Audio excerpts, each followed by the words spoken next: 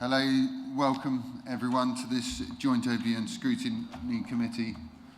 I am Councillor James Caston and I'm chairing the meeting today. May I first remind you of some domestic arrangements. If you are attending the meeting to speak and persistently interrupt the meeting, you may be asked to leave. Please ensure mobile phones and laptops are on silent. Additionally, we will be using e-voting for this meeting on the modern.gov app. The Council, members of the public and the press may record, film, photograph or broadcast this meeting when the public and press are not lawfully excluded. If you are intending to do so, please inform the committee clerk. If you hear the fire alarm, please leave the building immediately via the fire exits and make your way to the assembly point on the Ipswich Town football ground. Follow the signs directing you to the fire exits at each end of the floor. Do not enter the atrium, ground floor area or walkways, that is. If you are in the atrium at the time of the alarm, follow the signs to the nearest fire exit. Use the stairs, not the lifts, and do not re-enter the building until you're told it's safe to do so. Okay, thank you very much. So, attending this meeting today, we have Councillor Byrne standing in for Councillor Carter and Councillor Winch. Thank you. Officers, we have Amma Antiwi Jerbar. Could you just say your name? Sorry. Thank you. And you are the Corporate Manager for Housing Solutions. David White, the Corporate Manager for Housing Transformation. Rebecca Ward, Housing Strategy and Policy Officer. Holly Brett, Corporate Manager for the Council's companies. Robert Feeks, Housing Enabling Officer, thank you. And we have Jan Robinson and Alicia Norman, our officers, to help us.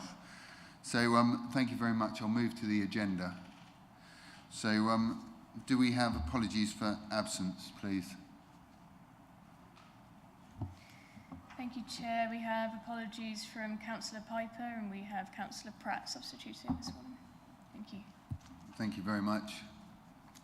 The second part, to receive declarations of pecuniary, other registrable or non-registrable interest by members. Councillor Smith. I have a dispensation from the monitoring officer to take part today. Oh, okay. Could you could you just sort of give us a little bit of background on that, please? Yes, Jan. Chair. So all members at the start of each year after the election are granted dispensation by the monitoring officer if they're social housing tenants or private sector landlords. That is to enable them to stay in for these type of items where it doesn't actually directly affect their financial or their well-being. No, okay. Thank you very much. And I should also then declare an interest as a landlord. Thank you, and take that dispensation. Councillor Wyman. Okay, thank you. Councillor Carter? Yeah, thank you. Is that everyone? Yeah. Thanks a lot. So then item 3 is to confirm the minutes of the meeting held on the 18th of September 2023. I wasn't at that meeting.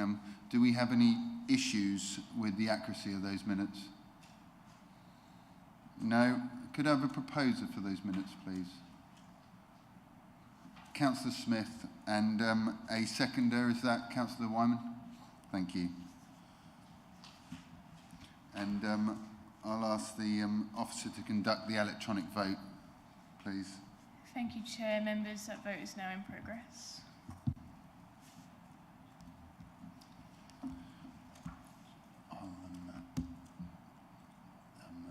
What do you call it when you don't abstain? Yeah, that's the one.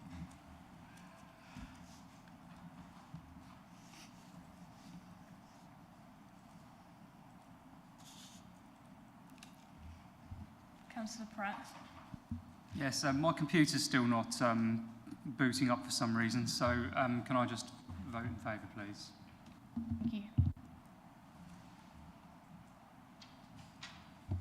Councillor Riley. I still can't quite get the hang of this. However, I decline to vote against approving these minutes.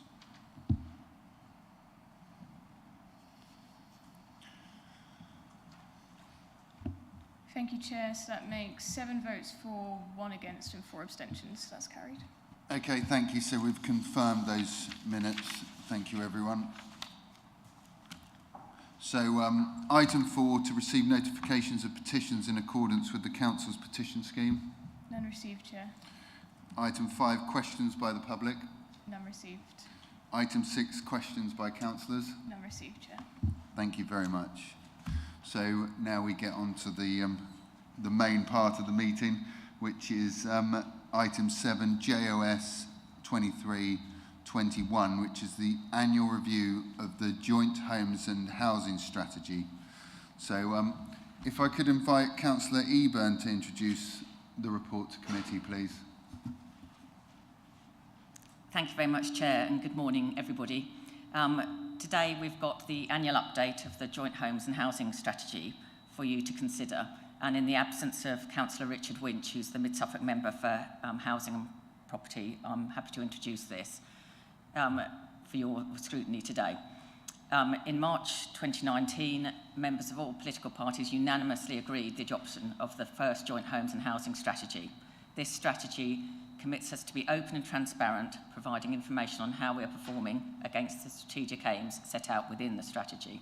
So as part of adoption, a commitment was made to report back to Overview and Scrutiny Committee for an annual review and update to members.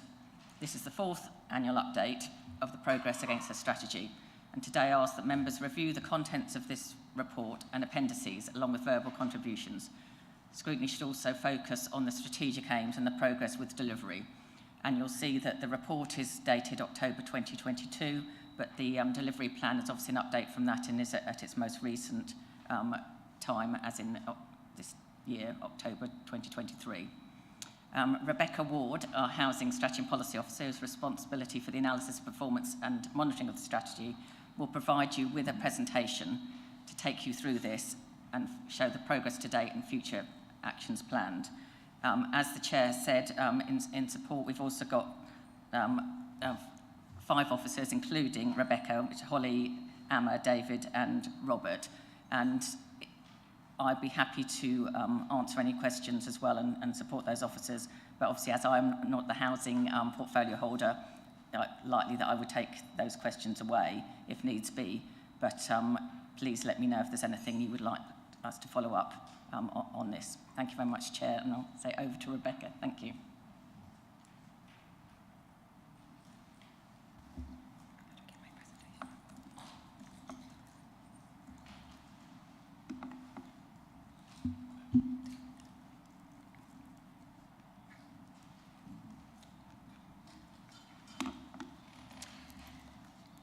Good morning, councillors. I'm Rebecca Ward, Housing Strategy and Policy Officer, and I'm responsible for monitoring the Joint Homes and Housing Strategy and its delivery plan.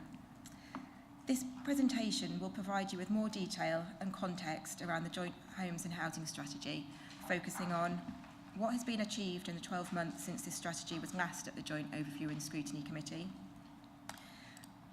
what is currently in progress, and what actions officers will be prioritising in the coming year to further our collective progress towards achieving the vision and the strategic aims of the strategy. I want to mention at this point that in previous years, this review has looked at both the Joint Homes and Housing Strategy and the Homelessness Reduction and Rough Sleeping Strategy. But this year, we'll be focusing solely on the Homes and Housing Strategy. The reason for this is that the Homelessness Strategy is a statutory document, and a new version has been developed this year and will be presented to this committee at the November meeting to start its journey to approval and publication.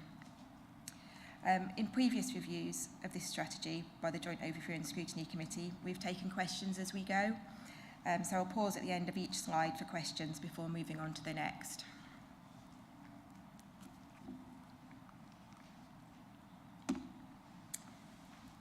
Okay. So I'm going to start with some basic information about the strategy and how it's structured. It is not a statutory requirement to have a housing strategy, but this strategy was produced to provide focus and should show ongoing commitment to meet and address the housing challenges across the districts. The strategy document is supported and underpinned by a comprehensive delivery plan. This sets out what actions will be taken to work towards achieving the strategic aims set out in the strategy. Each action in the delivery plan has an action owner who is responsible for progress and for providing updates. Each action has a target date to ensure that progress remains on track. Action owners within the delivery plan are from many different departments within the councils. As this slide shows, the strategy and delivery plan is not just concerned with council housing, but all housing within the districts.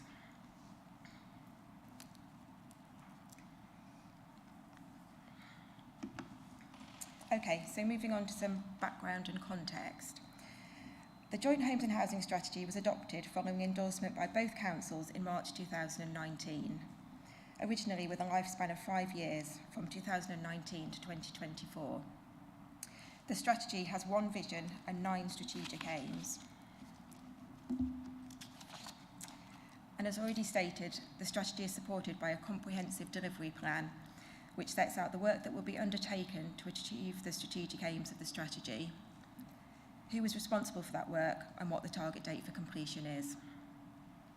The strategy commits us to being truthful and transparent and to provide information on how we're performing against our delivery plan. Therefore, as part of adopting the strategy, a commitment was made to report back to the Overview and Scrutiny Committee for annual reviews, which is why we're here today. The original strategy reached the midpoint of its 5-year lifespan in September 2021.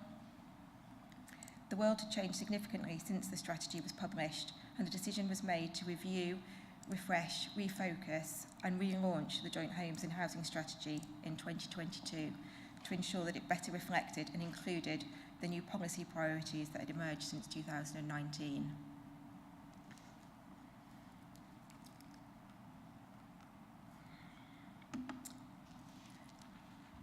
Therefore, in 2022, work was undertaken under the steer of SLT and with the awareness of portfolio holders to refresh the Joint Homes and Housing Strategy. The vision: our residents live in affordable and high-quality homes that enable them to build settled, safe and healthy lives within sustainable and thriving communities. And the strategic aims of the original strategy were not changed. They continue to be relevant and reflective of the Council's wider priorities, so they remained as they were. The time frame was removed and replaced with a date published. This was to better reflect that the strategy is an ever-evolving document rather than with a fixed start and end point. All references and data within the strategy document were updated to ensure that only the most relevant information underpinned the strategy,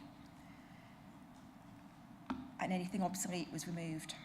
Further detail was added to each strategic aim to clearly show what had been achieved since 2019, what was currently being worked on, and what would be targeted next. Work was also undertaken to refocus the delivery plan, to include the new and emerging themes that were not around in 2019 when the original delivery plan was written. The document was comprehensively streamlined by removing actions that had become business as usual. Timescales and target dates were tightened so that the document became less vague and more targeted. More thought was given to what success would look like for every action within the delivery plan. This was to aid monitoring and to ensure clarity of when an action can be marked as complete. All these changes were made under the steer of SLT and under the delegated powers of the Director for Housing and Cabinet Members for Housing, and this work was presented to and was well received by the Joint Overview and Scrutiny Committee in 2022.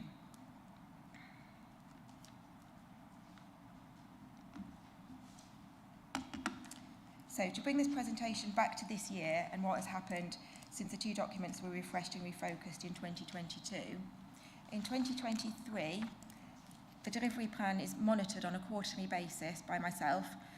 Updates are sought from action owners in terms of narrative, status, and any issues with achieving the target date. The quarterly updates from action owners feed into a quarterly update by myself to the Housing Programme Board. A broad overview is provided to the board and any delays or issues are highlighted for further discussion with all the right officers in attendance. In July of this year, we held a review meeting to look collaboratively at the delivery plan and every action individually. At this meeting, actions were archived if they'd become business as usual or had been superseded. Actions were amended where new priorities or guidelines had emerged or to become smarter. And new actions were added to better reflect current projects and ambitions.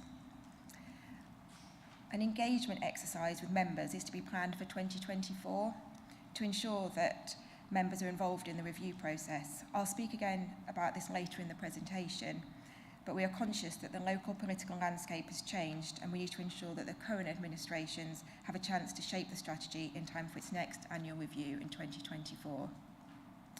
We also need to ensure that the priorities of the corporate plan refresh are reflected in the strategy.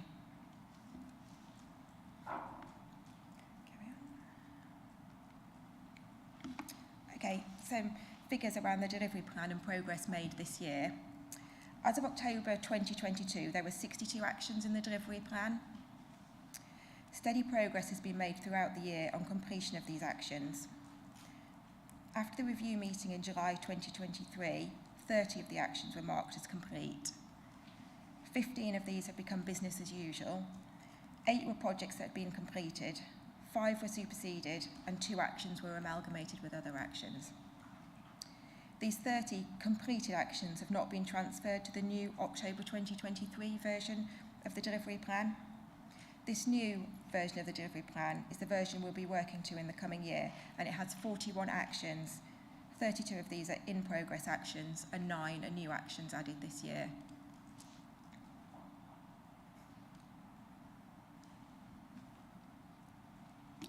Okay, I'm now going to move on to look at each of the 9 strategic aims in turn, to look at what has been achieved in the past 12 months, what is in progress, and what actions will be targeted in the coming 12 months. So, starting with strategic aim 1, which is the housing market functions effectively, providing homes which are as affordable as possible to meet the needs of residents and support the local economy. In terms of achievements, we have embedded the pre-application process and reviewed its effectiveness, continue to keep evidence on stalled sites updated to help resolve blockages and delays to development. Work is ongoing on the adoption of the Joint Local Plan Part 1, following it being declared sound by the planning inspectors in September of this year. Determining whether and how the council can identify and bring forward land to increase the supply of self-build plots in the districts. Within the coming year, we'll be focusing on increasing the proportion of new homes delivered by the councils, which exceed minimum environmental standards and are in line with the council's design guide specification. And a target for this is to be set following the publication of the new Housing Revenue Account business plan. Success in these actions will result in an increase in quality homes within the districts, which will contribute positively to meeting housing needs. I'll just ask a question then, Councillor Wyman. I just wonder where it says determine whether and how the council can identify and bring forward land to increase the supply of self-build plots. What tools do we have and how do we go about something like that, please?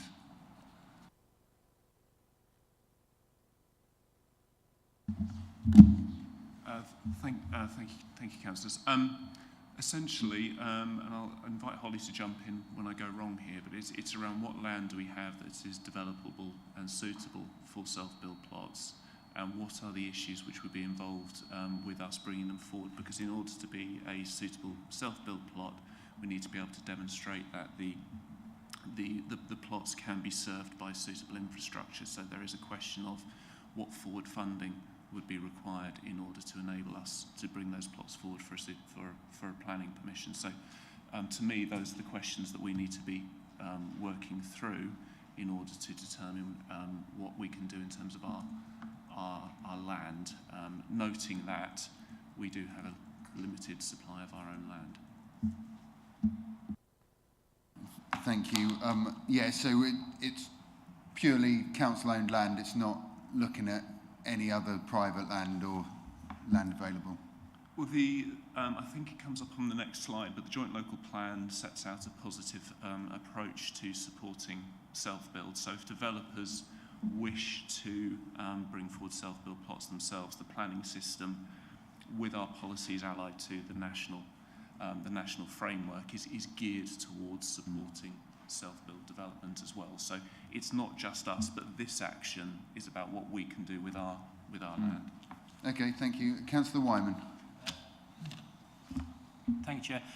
It was the first part of the in progress part, which is adopt within the joint local plan clear policies and direction to all involved with development. How are you going to do that? I've read I've read the joint local plan, and there are elements in there. But what concerns me generally is the sort of lack of coordination really between what our planning policy is going to look like or looks like now, and how we're going to actually implement that policy. That's a difficult one for us to answer today without any planning colleagues with us, but certainly if the joint local plan has been found sound by the inspectors, it will be put forward to members for adoption, and then planning decisions should be taken in accordance with that framework.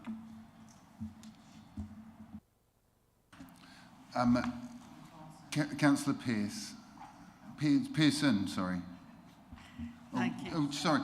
Can I let Councillor Eburn just come in there, because I think that's following the previous question. Yeah, thank you, Chair. I'm happy to take that away and talk to Cabinet colleagues, both in Babergh and Mid-Suffolk, to follow that one up, just to, in terms of, the relationship between what we're looking at here for housing and what's in the joint local plan.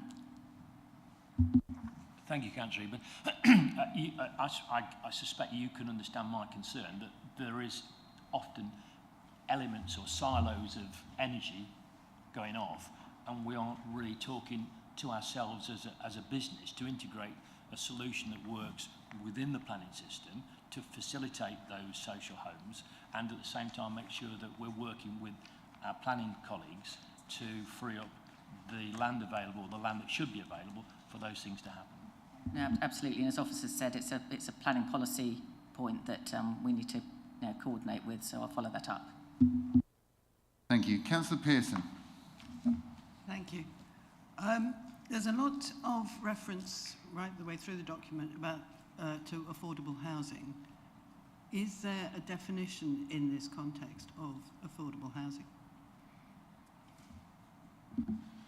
I think that the definitions of affordable housing are set out in a number of places. I think the simplest point to start with is with the planning definitions, which I can send you a reference to the National Planning Policy Framework and where it's defined in there.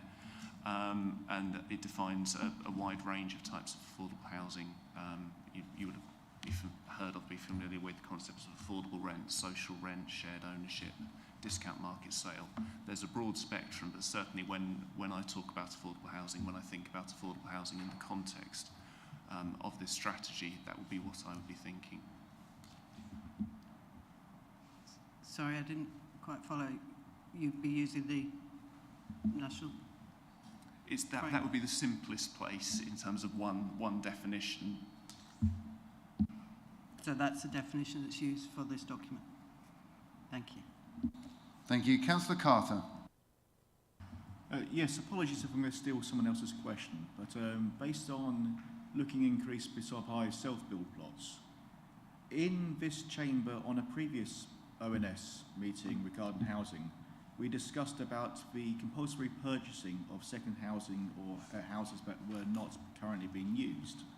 And it was discussed about purchasing these properties and using them to fill gaps in our market, for our residents. Yet it's not in a progress report, not being looked at or discussed. Has that been lost, or was that? Did I dream this discussion previous years? I think you might be talking about empty homes. Yes. Right. Yeah, that's quite a long process before we can even attempt to compulsory purchase properties. And so we're in the progress of the officers contacting owners, bringing properties back into use. We tend to work with owners first rather than go to enforcement. And before we can even get to compulsory purchase, we're going to have to go to the Secretary of State to get permission.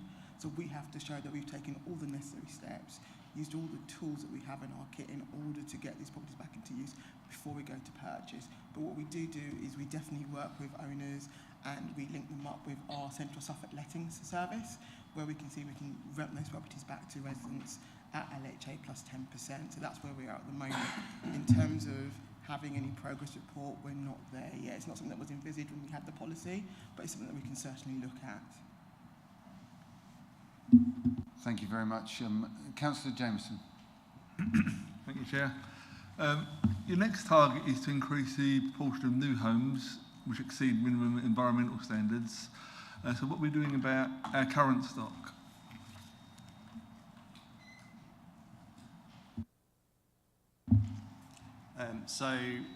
As part of the kind of ongoing transformation of council housing through the Building Services Transformation Programme, that is the main point of that programme, is to obviously ensure that our council housing stock is meeting the standards that are required of us by the regulator. So there are other actions throughout the strategy that will incorporate that, but also our business as usual work. So one of the things that we are doing within the next few months is a targeted stock condition survey. We're going to be surveying 50% of our council-owned homes in the first year to identify what work is actually required, because our information that we've got is limited at the moment. And then once we've got that information, obviously we will then be continuing with the other 50%, because the regulator expects us to have 100% stock condition data on all of our properties, as I'm sure you would expect us to as well. And we will then be looking at what leverage we've got within our HRA business plan, what our priorities need to be within the money of that, to enable us to be able to deliver on those improvements that are required. But yeah, there is, I can assure you, lots of things going on in terms of improving services to our current tenants.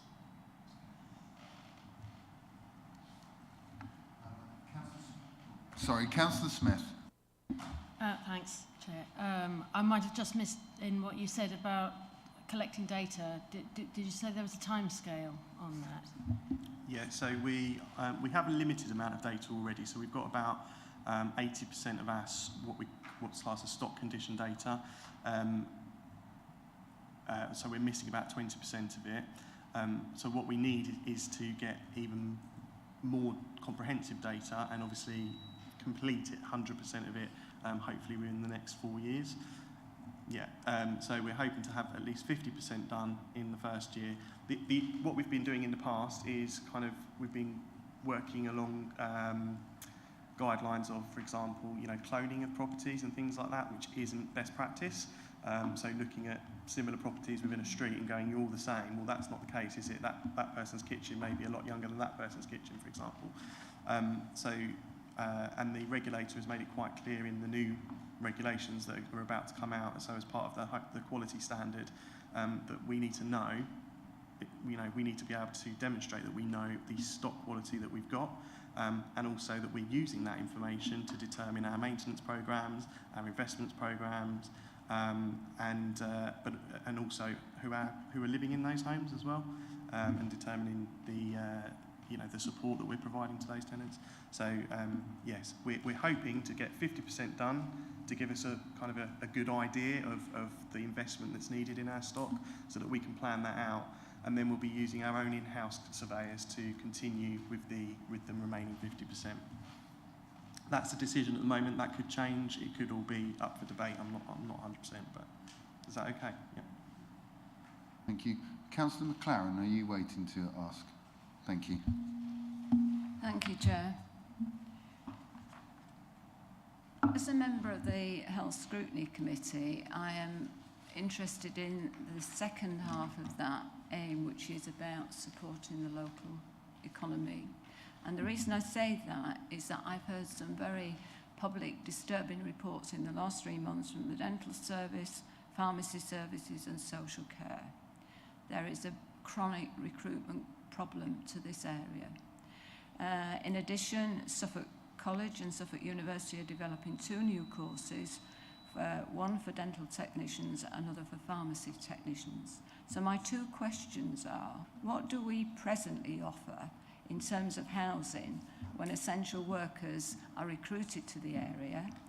And what could we offer students and the colleges to who would be ultimately employed locally by the NHS and social services?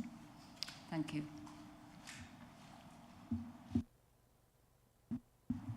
Hi, right.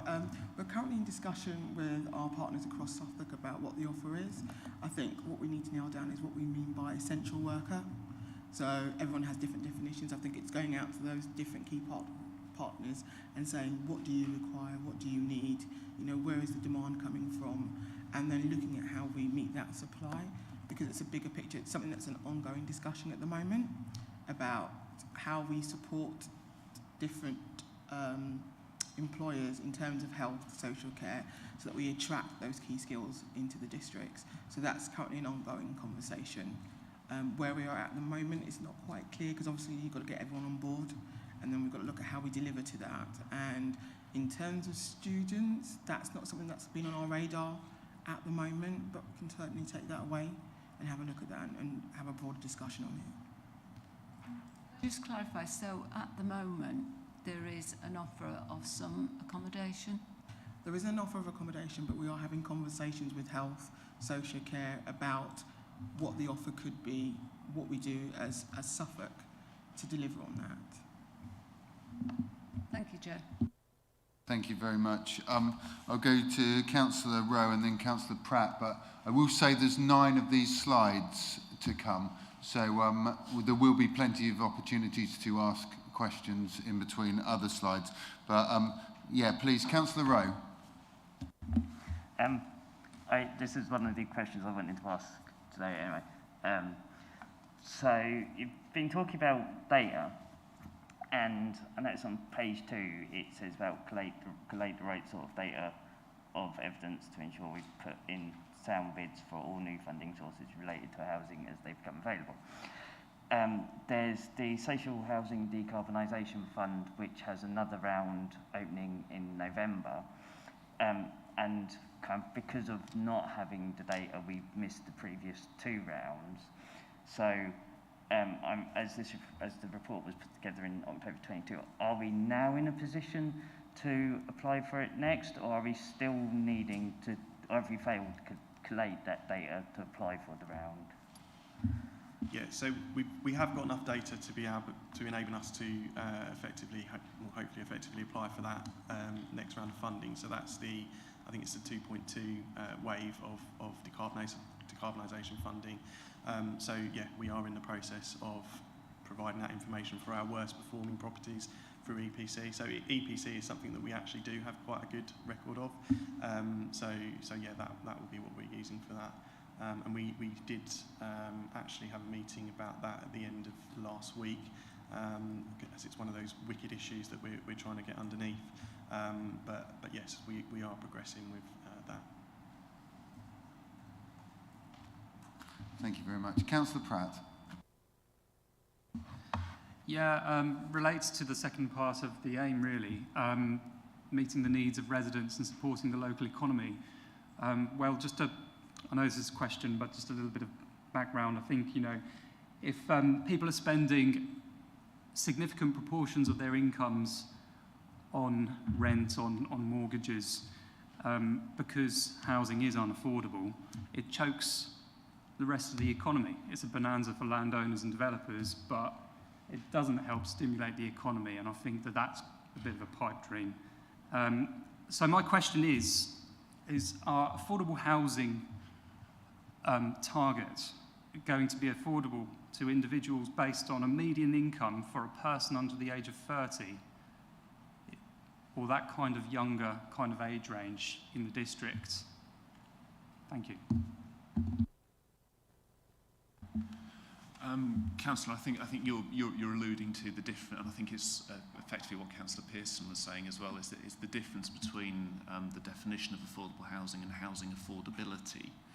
And there is a difference, as you have alluded to. In terms of the specific sort of household circumstances that you're referring to there, I couldn't answer that question off the top of my head. I would have to go away and look at it. But certainly we are meeting within the definitions of affordable housing. We are meeting our delivery targets to deliver sufficient affordable homes.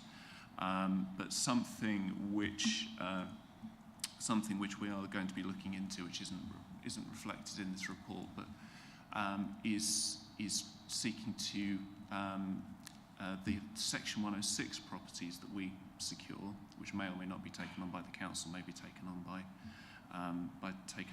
RPs, looking to link that, nail it back down to local housing allowance levels there. Social rents are obviously a benefit if we can secure them, but social rent properties are rarely deliverable without public subsidy. Thank you very much. I'll just ask Rebecca Ward to carry on with aim 2, I think.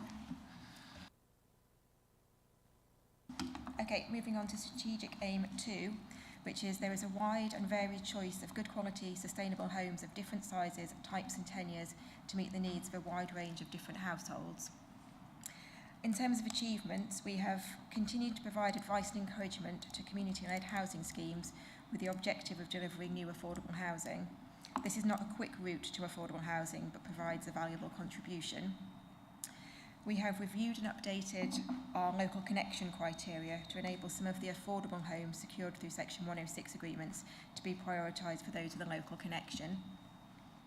Work is progressing on adopting an affordable housing supplementary planning document. This is linked to the adoption of the joint local plan.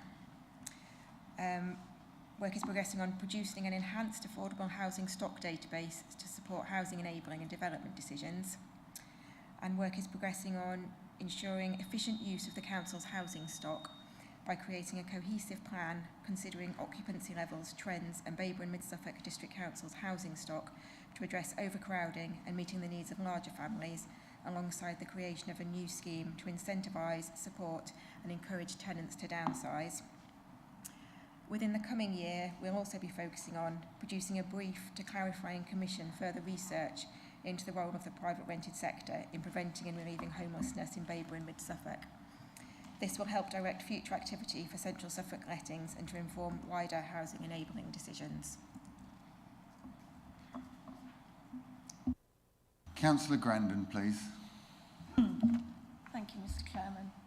I've got two questions. In the paper on this, you talk about air source heating programme for our council houses. Can you tell me whether this is sort of retrofitting on existing stock or ensuring that it's happening in any new stock that we have, and the costs of doing this against the costs of traditional? So that's my first question, please. So we're going to tag team this one because Holly will talk about the new stock and I'll talk about the existing stock. So yes, we are looking to try and increase the range of renewable forms of energy and heating and on our existing council properties, and that's partly around what Councillor Rowe was talking about in terms of the decarbonisation funding, so trying to get more funding to be able to deliver that sort of stuff. Air source heat pumps are not great in isolation. You need to have a fully insulated property, and it's also going to be a kind of a level of engagement required to the people that are living in those homes, because it's a different way of life almost in terms of what we're all used to, going to the thermostat, turning it up, turning it down. That doesn't happen with kind of air source heat pumps, or if it does, it means they're no longer working efficiently, and then there's also the added issue of trying to address fuel poverty, so which will impact on our social housing tenants particularly. So yes, work going on in the background around all of that. But as I say, the biggest challenge I think we're going to have once we've found the money is the engagement with our existing residents to ensure that the systems are being used in the most efficient way. So it's not, so that's being done through grants that are available rather than it coming from our own. Well, we have to match fund any grants. So right. Yeah. So you don't just get the grant without putting some money up yourself. So yeah, there is going to be some financial requirements. So in my view, I think we need to work out whether that's the best view of our best use of our resources. If just a few houses. That is debate, Councillor Grandon. Okay. But I think that second question was supplementary, and you still have another question to ask. Thank you. Yes, Thank I you. do. Thank you. How are you planning to encourage tenants to downsize? How is that being done? What resources are being offered to such tenants? I think we all agree that that's very necessary because that will free up houses for other people along the chain. How is Babergh and Mid-Suffolk planning to do this? So there is currently a policy in development which the Corporate Manager for Tenancy Services is currently constructing. It's not an easy task to encourage somebody to downsize. From personal experience, it is, you know, people that have lived in their council homes for a number of years are probably, you know, likely to be, you know, of frailty and an old age. So just the thought of having to move is going to be very, very difficult to them. So the sorts of things that we're putting in, or proposing to put in place, are things like financial incentives, but also, because obviously moving isn't cheap for anybody, but also looking at what support we can actually offer tenants in terms of, you know, physical support. So, you know, it could be from helping somebody to actually go on to, you know, get an application onto the housing register to downsize, because that can be a barrier for some people. Yeah, there's a range of different things that we're considering at the moment, and what we've done is we've looked at what others are offering in the area, other housing associations. Housing associations have been doing this for years, and you know, always have a pot of money aside every year to throw at tenants to encourage them to downsize. I still, from my personal experience, don't find it to be as successful as we probably all like it to be. But what we already do, as you may or may not know, is we do also provide high priority on the housing register for people who are giving up those homes. So if you are in a 3-bed and you're wanting a 1-bedroom property, you already get the highest banding, so you're on band A for that. If you're giving up 1 bedroom, you get band B. So you are, you know, we are already doing that as part of our allocations policy.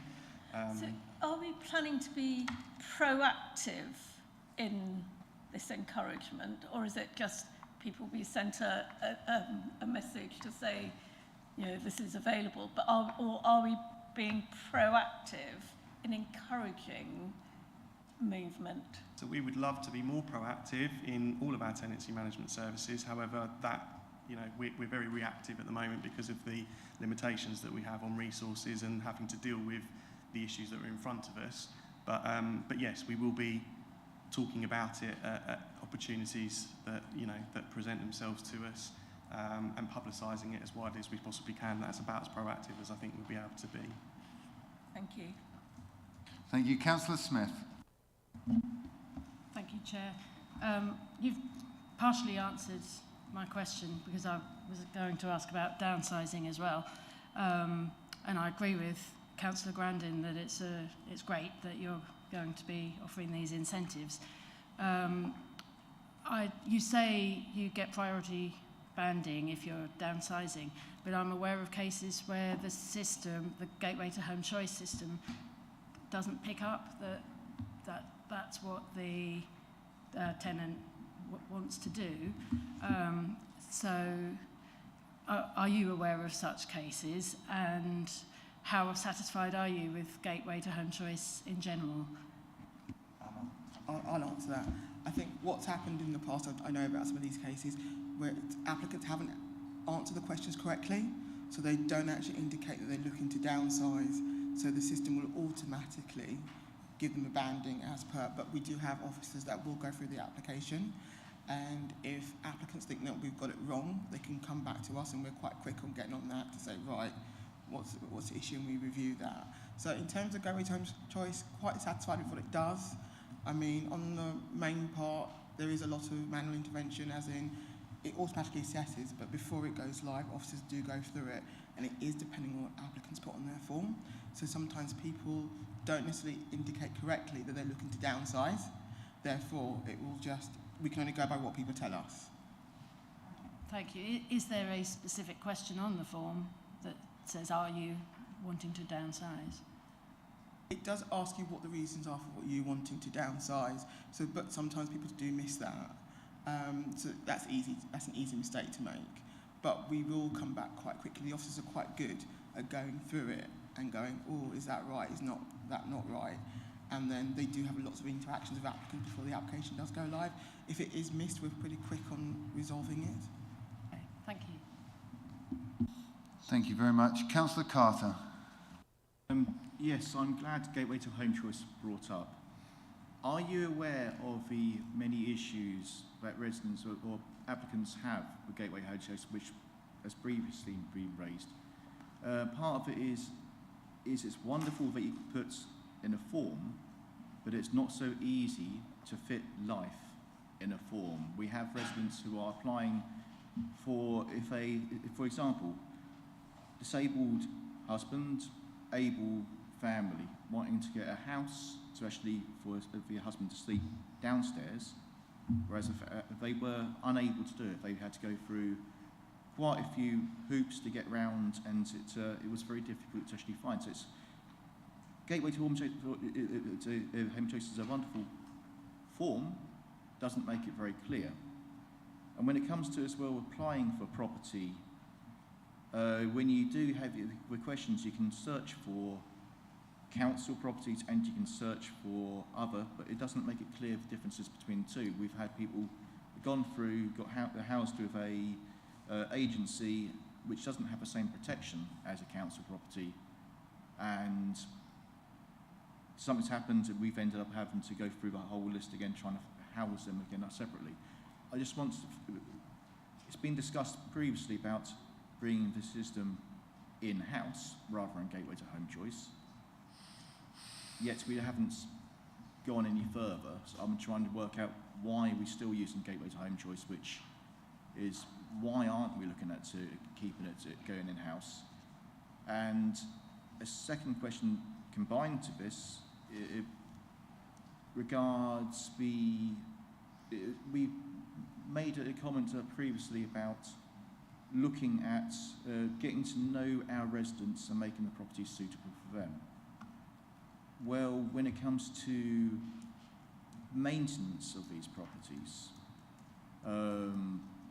repairs, personal situation, having to get a repair of keeping it the stock suitable to a tenant, whereas you have a repair, for example, a shower door opening with handrails for the resident to get in, and being told that we don't offer showers with open doors, we do sliding doors.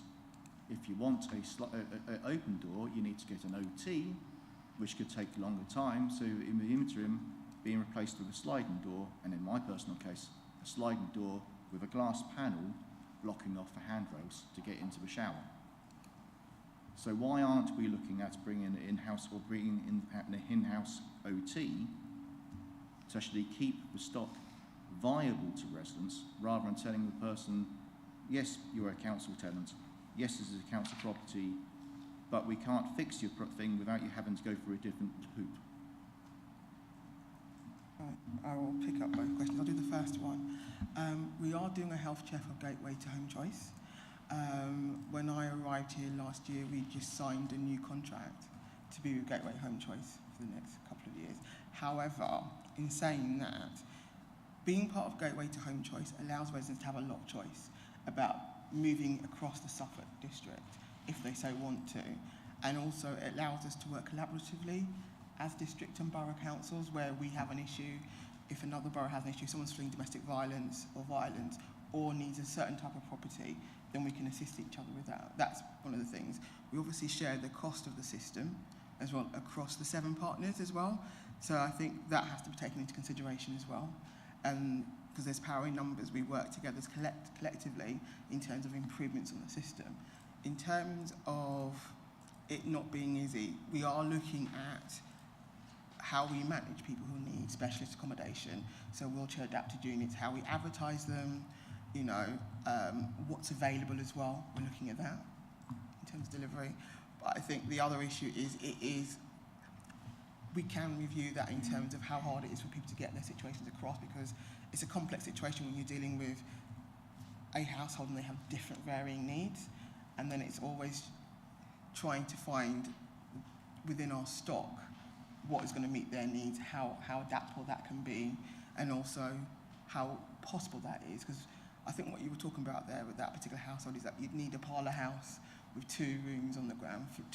Usually we have 2 living rooms on the ground floor that would consider in that situation. But it can be difficult, and we recognise it as an issue.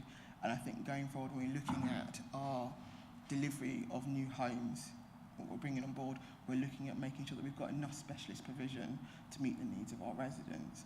I think that's in consideration, but also, I'm trying to think the rest of the question, but I think we are reviewing the Gateway to Home Choice. We're seeing how beneficial it is to us as districts.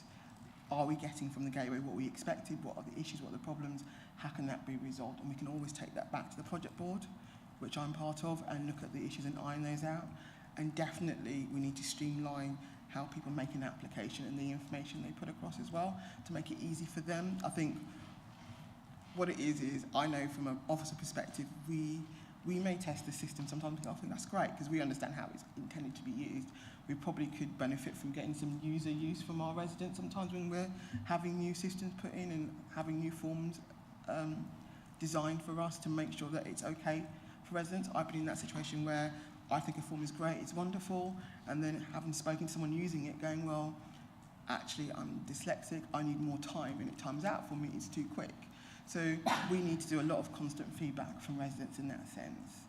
So we'll look at that. But in terms of the repair side, we'll have to take that back to our colleagues in building services to get you some answers for that. But in question to think about why don't we have an in-house OT, that's actually one of the conversations we've been having about would we be better off having an in-house resource, you know, to deal with the needs of our residents, because it's becoming an issue. And actually, I have worked in other local authorities where you had in-house housing OTs, and it makes a world of difference, because it's not about just existing tenants, but new tenants coming in to see whether or not our stock can be adapted for their needs. So it's definitely something that we're looking at in terms of resources going forward. Thank you, and that will be a good one for debate, Councillor Carter. I think Councillor Jameson and then Councillor Grandin. We do need to push through because we need to have enough time for a good quality debate. So please, questions as brief as possible, but obviously please still ask your questions. Well, thanks. You say that we're on track to enhance the data we hold on our housing stock. So just a couple of questions on that. You also answered the last question earlier. You said we've got 80% of the stock data at the moment. So why do we not already have data on our housing stock? Well, what's been the problem? Surely we've had housing stock for a long while, so why haven't we got the data? And if we've got 80% of the stock data at the moment, why is it going to take 4 years to get the rest of it? So I'll answer this as best as I can because I haven't been here for as long as some of our other colleagues. My understanding is that we have a limited stock information for 80% of our stock. What we've actually been doing over the last few years is we've been carrying out stock condition surveys in-house using our own in-house surveyors, but to a limited level. So somebody used the term stock condition light, which I've never ever heard of, but that's what apparently we've been doing.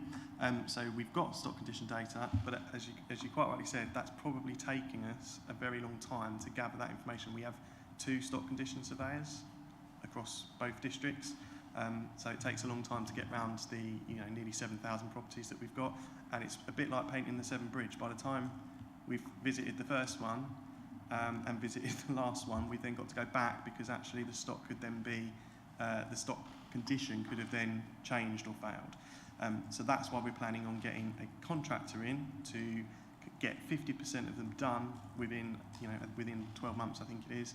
I don't know the full details of the plan because it's not in my service area, but I think it's around 50% in 12 months to give us that kind of better baseline than we've currently got.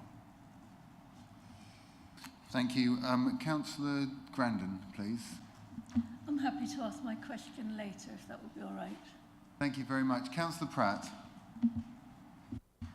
Yeah, very quick question. What have we done so far to advise and encourage community-led housing schemes and the formation of CLTs, and where can this information be found?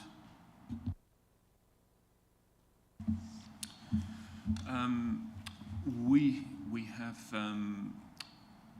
have been commissioning Community Action Suffolk, who go out and do a lot of promotional work on community-led housing, and we ourselves go out and discuss with parishes who show an interest in community-led housing. We're currently working with a number of parishes, which is in my inbox here. We are currently working with, actively working with 1, 2, 3, 4, 5, 6 parishes who have CLTs established, community land trusts. We've also identified a further 5 in Babergh and a further 6 in Mid-Suffolk, which we are trying to encourage to go out and deliver more community-led housing. I believe there is information on our website, and there's also information available from the Eastern Community Homes Hub, which we also contribute to. Thank you, and we'll go back to the presentation, please.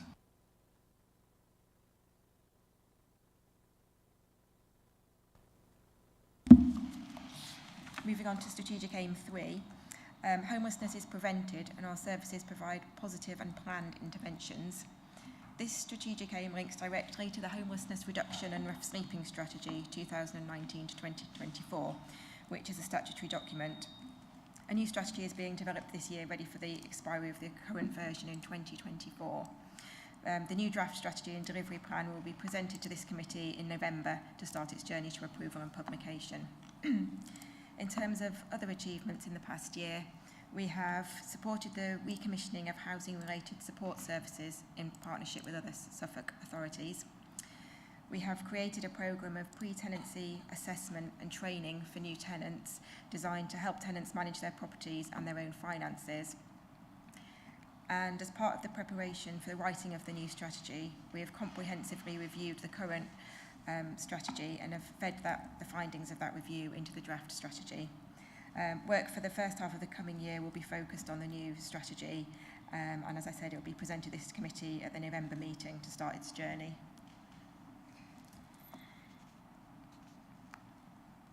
Do you want me to carry on to the next one, as we're not going to take any? Yeah, I don't see any questions, so please, yeah, just keep going, and when we get questions, we'll just stop for those. Thanks. Right, Strategic Aim 4, which is Babergh in Mid-Suffolk is an effective social landlord known for delivering quality services. In terms of achievements this year, we have co-created, developed and launched a tenant engagement strategy, which enables tenants to hold Babergh and Mid-Suffolk District Councils to account on performance in areas that are important to them and in a way that suits them. We have built on the work of the Complaints Task Force to learn lessons, continually improve and to provide clarity around areas of focus. And we have implemented a rolling tenant satisfaction methodology to drive business change within housing and to comply with the regulator's tenant satisfaction measures. Work is progressing on establishing compliance with the social housing regulations, including consumer standards and building safety regulations, to ensure that Babergh and Mid-Suffolk is a compliant landlord and to ensure that tenants are able to see how we are performing against the standards. Determining the feasibility and cost of a range of retrofit energy efficiency measures to improve environmental performance of our housing stock, reduce operating costs, enhance the customer experience and support vulnerable tenants. Work is also progressing on producing an updated housing revenue account business plan provides the organisation with a clear and costed housing service. Building Services is undergoing a full diagnostic assessment to ensure that the service is in an optimised position to meet the requirements of the Building Safety Act and to contribute to meeting climate emergency objectives. Within the coming year, we'll also be focusing on ensuring we deliver a quality repairs and planned work service by making sure our contractors respond to works orders in a timely manner as set out in their contract key performance indicators and our tenancy agreements. Success in these actions will result in compliance with the social housing regulator's requirements and contribute towards delivering a modern landlord service that meets the current and future needs of our tenants. Councillor Scarf. Thank you. Yeah. On the paper copy, it talks about we aim to bring forward innovative redevelopment opportunities for redundant and underused sheltered accommodation. I just wanted to get some sort of clarity on that. We're told earlier in the document that the number of people over 65 is going to drastically increase over the next 20 years. So this redundant or underused sheltered accommodation, is it in locations geographically which are difficult to fill, or is it in towns? Because I see a dilemma if we're encouraging people to downsize into, that might be the right kind of accommodation, and are we moving too fast, or is it purely it's in the wrong place and nobody wants to live there? Thank you. I'll pick this one up. It is because it's in the wrong place. These generally are the properties that go through choice-based lettings where we don't get any bids on them at all, and it's the locality that seems to be the issue. Also, it might not be the right type of accommodation for our residents and what people need. And I think later on we're going to talk about the older person strategy, and that's linked into it. It's us basically doing the right thing as a landlord, reviewing our stock profile. Is it fit for purpose? Does it meet the needs of our residents? Do we need to be doing something different? Do we need to deliver something different for that particular cohort of residents? So that's what we're looking at. It's not going to be something that's going to happen overnight. It's going to take some time. Obviously, if things change and then there's an increase in demand for those properties, then we would relook at it. At the moment, we're just exploring what our options are. Thank you. Councillor Riley.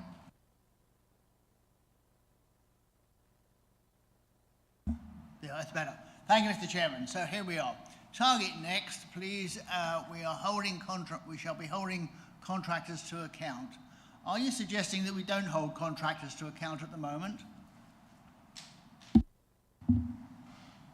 I would say that there has been some of our contractors have been not managed as well as they should have been, not held to account in terms of the contracts that we have in place.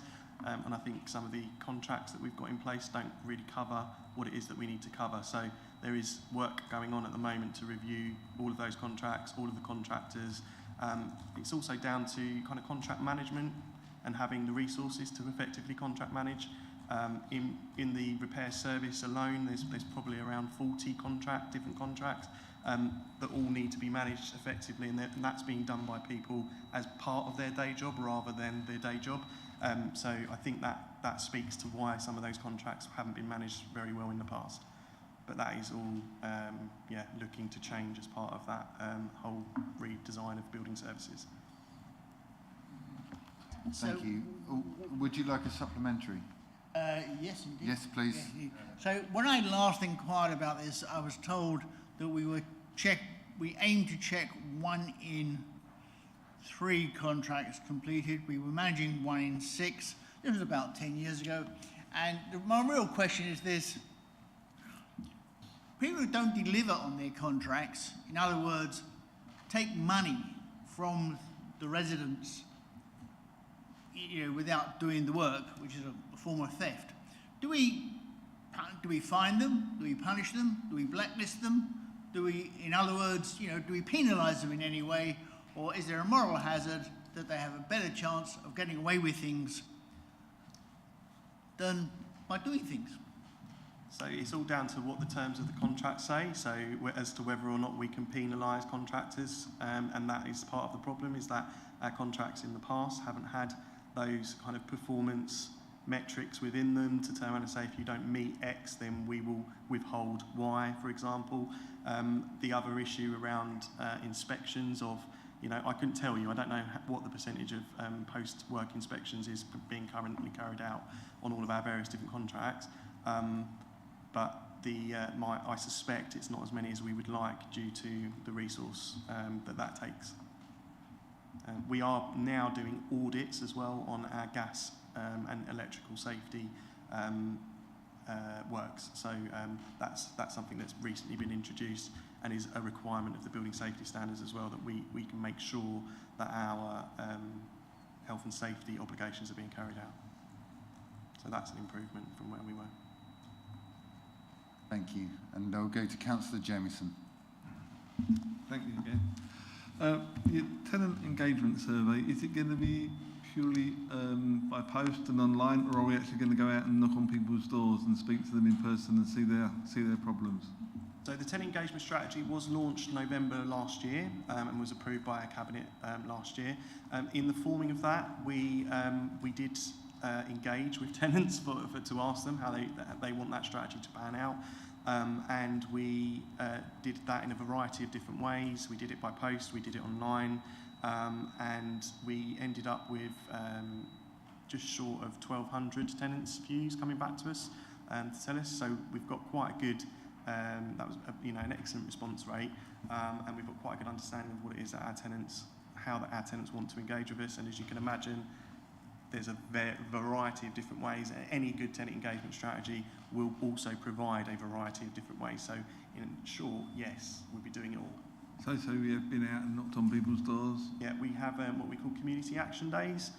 So these are areas where there is a particular need, either identified by ward members or by tenants themselves. We're also using the data that we're collecting from the tenant satisfaction measures. One of the questions in the measures that we have to ask is around your landlord's contribution to your neighbourhood, and where we've not scored very well in that area, where people have told us that they're dissatisfied, we've gone to target those people and gone out and done a community action day, knocked on their doors, engaged with them in their own community. Thank you. Councillor Smith. Thanks, Chair. I've got two questions that are both relevant to this slide, if that's okay. Firstly, back to the contractors. Has there been any discussion about the possibility of taking back any of the contracts in-house, general maintenance or anything like that?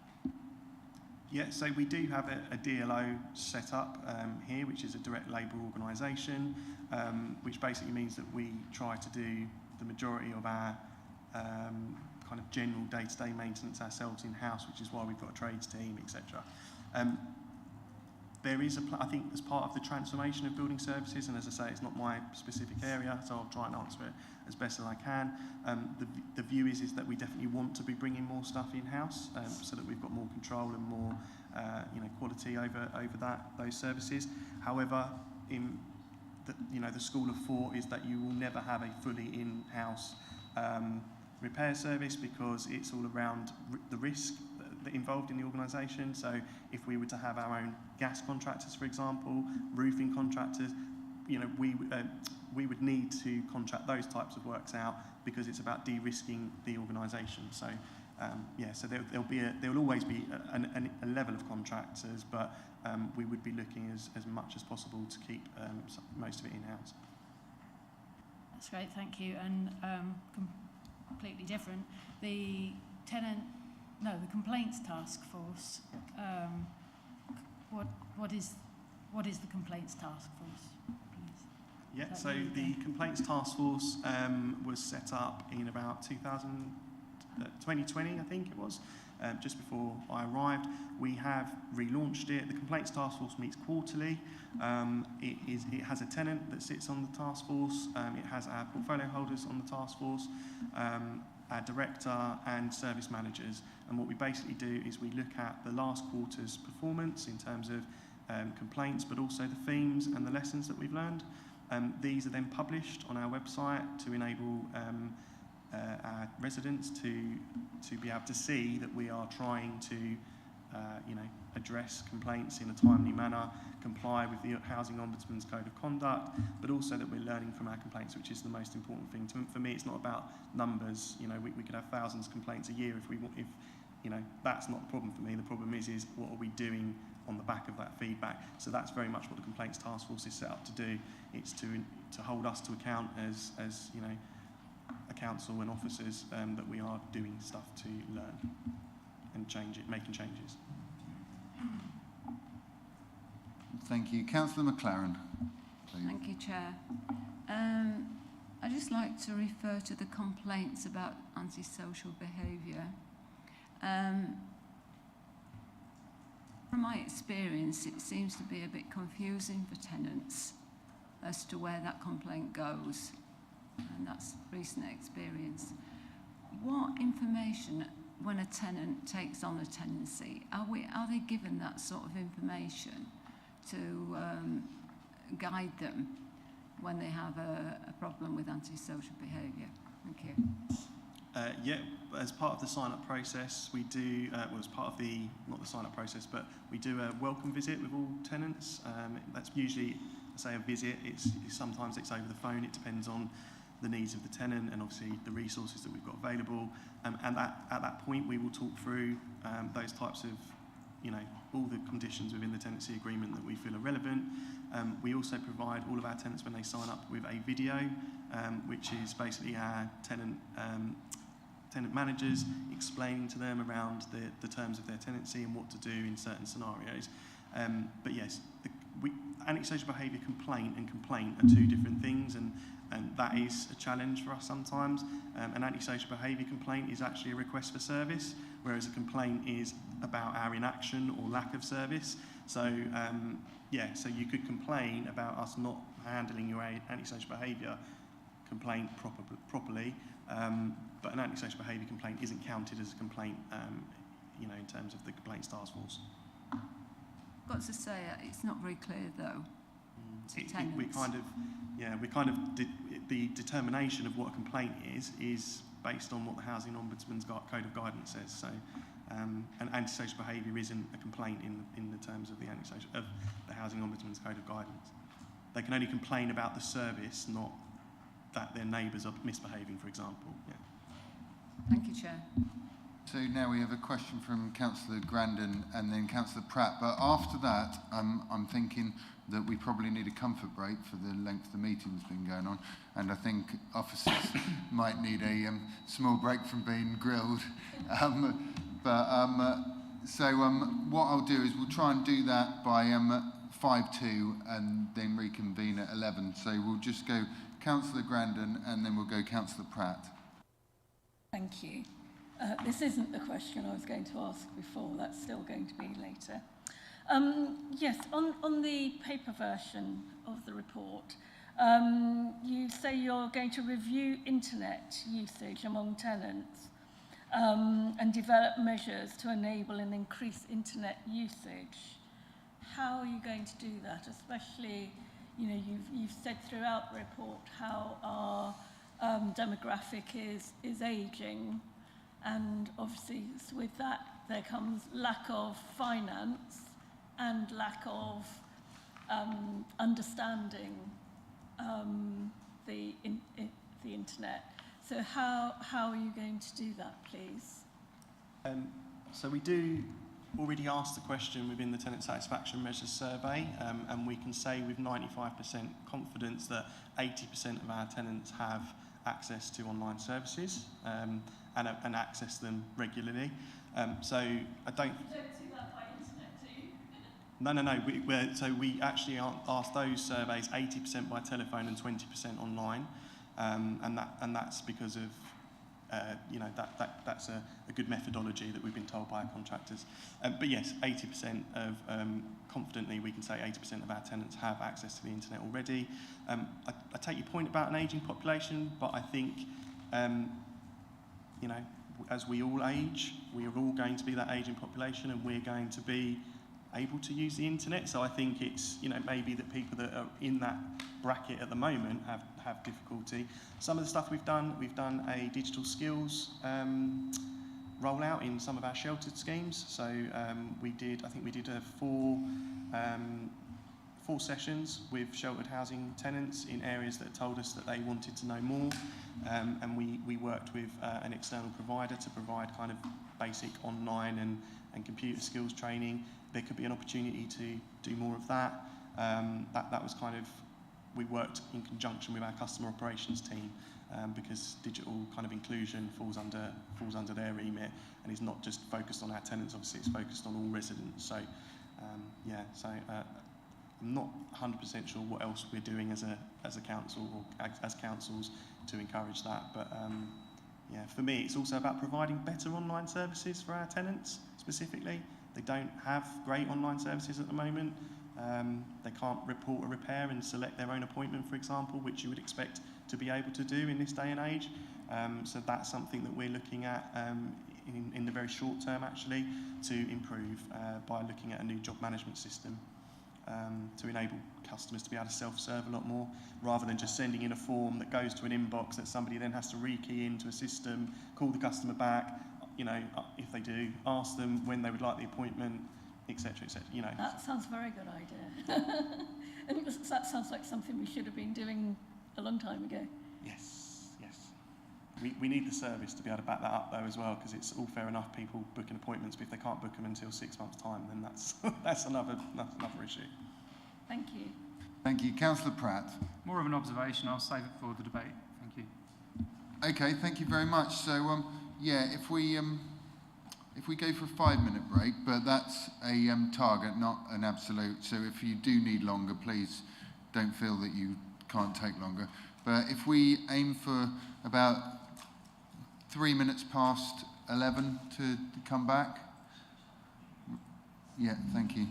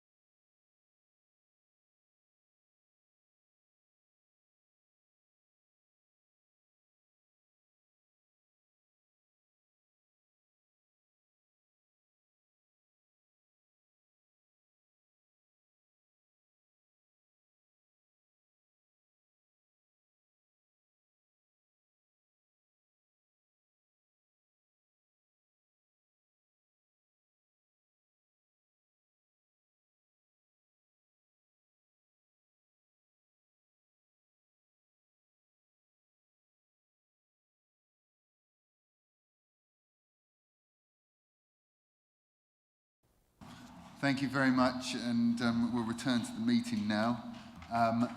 We're on aim 4. Have we done this one? We're going on to aim 5, aren't we?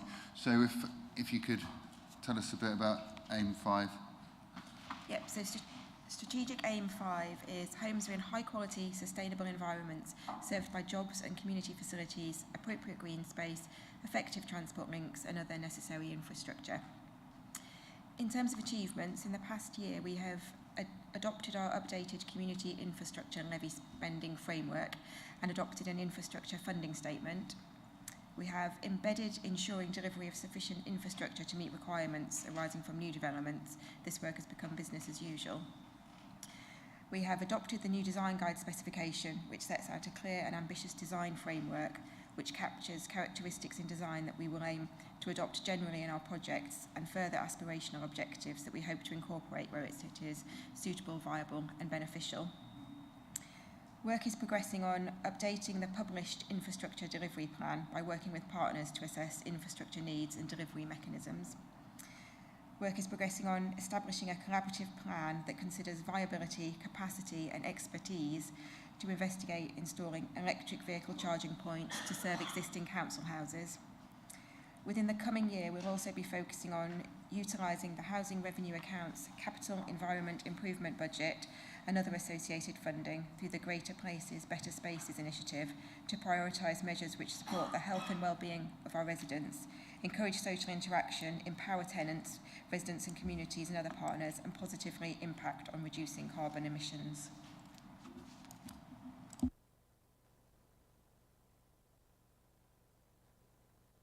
Please carry on. Okay, moving on to strategic aim 6, which is best use is made of private sector land and private accommodation across the districts. In terms of achievements, in the past year we have promoted and supported energy efficiency in homes by targeting F&G energy performance rated properties in the private rented sector. This project was in partnership with the Suffolk-wide Minimum Energy Efficiency Standards Consortium. Properties were identified and action was taken. The continuation of this project has become business as usual for the private sector housing team. We have assessed potential demand to support the various refugee and asylum seeker accommodation needs, which provided much needed clarity on the way forward to meet increased housing needs. This was working in partnership with Suffolk County Council. Work is progressing on establishing a landlords forum to advise and assist landlords in respect of their legal responsibilities, grant availability and universal credit, to build better relationships and increase access to the private rented sector. Work is also progressing on reviewing our approach to houses in multiple occupation and houses in multiple occupation licensing, with the aim of developing a targeted approach to engaging with a broader range of properties. Within the coming year, we'll also be focusing on reviewing the current system of grants to private landlords to maximise opportunities to improve the health and well-being of residents and the energy efficiency of homes. We'll also be focusing on taking active part in the Suffolk-wide private rented sector Pathfinder programme to improve conditions for tenants. Councillor Wyman, please. Two really quick questions. One, HMOs. Are HMOs available to the council as operators? Question two, right, still my mind. Private landlords, do we scrutinise and investigate the quality of private landlords prior to our working with them? I'll answer these ones. We do have HMOs available to us through Central Suffolk Lettings. The team have been doing some really good work with some developers and landlords in terms of bringing them online to use for our cohort of residents who require them. So yes, we do have them available. And in terms of scrutinising landlords before we work with them, most landlords, we will have forms for them to complete, and that would include the fit and proper person statement as well. And we will look to see if we have taken any enforcement action against them in the past. Obviously, we're now part of the Pathfinder, private rented Pathfinder with the wider Suffolk local authorities at the moment, the initiative that's going on, and we're looking at how we work all together collaboratively in terms of the intelligence that we gather on landlords across Suffolk, so that we can use that between all of us, so that we can see if someone's operating in Ipswich, whether they're operating in East Suffolk. If they come to Babergh Mid Suffolk, we'll be able to touch on that intelligence and look at how they're behaving, what enforcement action has been taken in the past. So we look at that. So we will look at their behaviours before we work with them. Quick supplemental. Is that something which we've been doing more recently, or is that this is the scrutinisation of landlords really? Because my anecdotal experience is that we are sometimes working with landlords that have really appalling track records in other districts where they're bringing their sort of poor ways of operation into our district. That would be a more recent thing, because at the moment we wouldn't have that intel, that information. We will of course touch base with our colleagues in the other districts. We work quite closely together and quite well as a private sector renting teams, but you're absolutely right, at the moment sometimes we do fly blind. So hopefully with this initiative we'll bring in some more collaborative working where we share our local intelligence on the way landlords behave. Obviously there will be some landlords that people will know of a lot better than others, that's more anecdotal, rather than having the intelligence there to work on that. Thank you. Councillor Scarf. Thank you. Well, another question really regarding Central Suffolk lettings. Said that we're working with investors and private landlords on new housing developments and conversions. One of the current problems for private landlords, especially small private landlords, is the affordability of being a landlord. And that in itself is becoming a real issue for landlords. Do we have any conversations through Central Suffolk Lettings or through our housing team with landlords who wish to get out of the sector, i.e. sell their property, and with a view to the council perhaps taking on their property or a range of properties that they offer as part of our programme of housing? We have been approached by landlords in the past and we continue to be approached. It will depend whether or not it fits within our plans, whether or not that property meets our requirements as well. Because obviously we have our own standards and it depends what we've got available. I think at the moment we spent all our acquisitions money for this financial year. So it's looking at going forward, do these properties meet our needs? In terms of also future, in terms of doing repairs work, does it sit in? Because a lot of our stock is very similar and we have standards that we keep to, so it can be difficult, but when they do approach, we do look at it and we do consider it to see whether or not it's something that we would want to take on. Thank you very much. Could we continue, please? Okay, moving on to Strategic Aim 7. People live in vibrant and well-connected communities, and homes and communities continue to meet the changing needs of residents. In terms of achievements, this year we have continued to develop the integrated neighbourhood team to improve the way housing, health and care services are delivered with and for local people. Work has been progressing on commissioning an older people's homes development strategy, which will include analysis of housing needs for older and vulnerable people and will focus on mix, type, numbers and spatial distribution. The analysis will also include downsizing opportunities and will consider alternatives to extra care housing. Work is also progressing on carrying out a health check on our current lettings and allocation policy to ensure that the current arrangements continue to meet the needs of the councils and our residents. In the coming year, we'll also be focusing on bringing forward innovative redevelopment opportunities for redundant and underused sheltered accommodation and completing an update to the accommodation needs assessment for gypsies, travellers, travelling joint people and boat dwellers in order to inform the forthcoming joint local plan, part 2.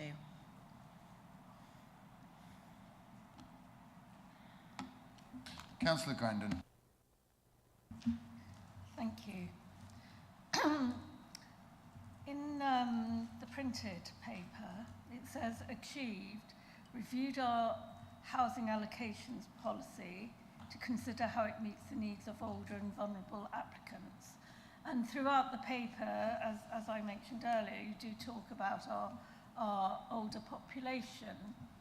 But I'm finding that this actually isn't working in practice. It's all very well providing us with this very nice paper, but some of the things that you say in here don't seem to be happening in practice. So, you know, I have a situation with a resident that I've brought to some of your team's attention, where this older and disabled tenant simply wanted to move to Ipswich, away from his property in Babergh. And every obstacle was put in his way. Can you tell me, as this is the question part of our meeting, how you're trying to sort out, review this kind of situation? You know, I felt as if I had everything blocked in trying to make this happen. I ended up having to involve senior councillors and go around a different process, which shouldn't have to happen. How can you tell me and assure councillors that the situation my resident and us as councillors experience shouldn't happen? What remedies are you trying to do to make what's in this paper actually happen in practice? Because certainly I didn't find that to be the case. I'll take this one. Thank you. We can only control properties within our district, which is Babergh and Mid-Suffolk. We can't control what happens in Ipswich. So if residents want to move to another district, they are beholden to what that district, and they will have their own priorities as well. So I think that's where the difficulty stems from. Yes, we're part of the gateway. So sometimes within the gateway, properties do become available cross-district that people can bid on, but it is very difficult. We can't control what happens if a resident wants to move to another district. But actually it was the lack of help and understanding and support that was given by our department that was the main problem. So my question to you is, what would you like us to do in that sense? What would you like to happen? Right, treat people as individuals. I mean, now this person is having to, a swap has been found. Now this person's having to wait 42 days. I think we've got to be quite careful not to be too specific about But what's going on here. But this is the rule in general. And I do wonder if this might be better handled by email. Yeah. But why for transactions. example, is a 42-day wait? Because that's the legislation. The legislation says it has to be 42 days. We can't circumvent that. And actually, I think the suggestion was in that particular case was to pursue a mutual exchange, because you're more in control. In that sense, you get to choose exactly where you want to be. You see that property, and you can do it within your own time. And if you didn't want to go through it, so those are the other options that people can pursue. Is as social tenants, you always have those options in terms of mutual exchange as well, because when you're talking about cross-border moving, you are beholden to the other districts. We can't force them the same way they can't move people in. Lack of help and understanding and finding blocks within the department. Right. So I'm quite happy to not pick this that up specific situation. What I'm concerned about is we've got this lovely paper saying these are our objectives and aims, but in actual fact, when it comes to it, you're not carrying out in practice what you're saying you're planning to do in your paper. Councillor Grandin, I think there's probably some sort of recommendation proposal there for looking at how things are done differently. So maybe we'll just stop that there and we can talk about that in debate. Mm-hmm. Thank you very much. Thank we'll you. go to Councillor Pratt. Thank you, Chairman. Thank you. Yeah, just briefly, one of my constituents had an experience where they did a mutual exchange, and the house that they moved into wasn't of the quality and you know, wasn't in the sort of state that it should have been when they moved in. The exchange took place. It was mediated online on a Teams meeting. I'm just wondering, have we put anything in place to assure that, I don't know, our buildings team or somebody goes in and checks that these accommodations are suitable before the exchange takes place? I'll pick that one up. We're going to institute what we call a good to go process that will happen before any exchanges happen, even before someone goes on the housing register. So that we check the state of the property first. We make it very clear what their responsibilities are as a tenant, that the repairs they need to be doing and the repairs that we need to pick up as a landlord that may have been reported or have not been reported yet. So going in the future, this won't happen. But what should be happening is that before a mutual exchange happens, there should be some form of inspection of the property by an officer to go around and have a look around to check. Because with a mutual exchange, it's sight is seen, in essence. So definitely that's an unfortunate situation. Oh, that sounds like an improvement. Thank you.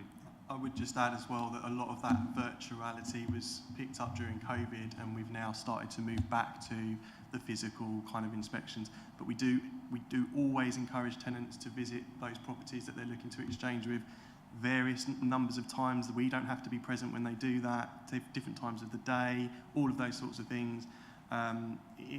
Because unfortunately in a mutual exchange there's always a loser. There's always somebody who's got a worse property than the other one. So.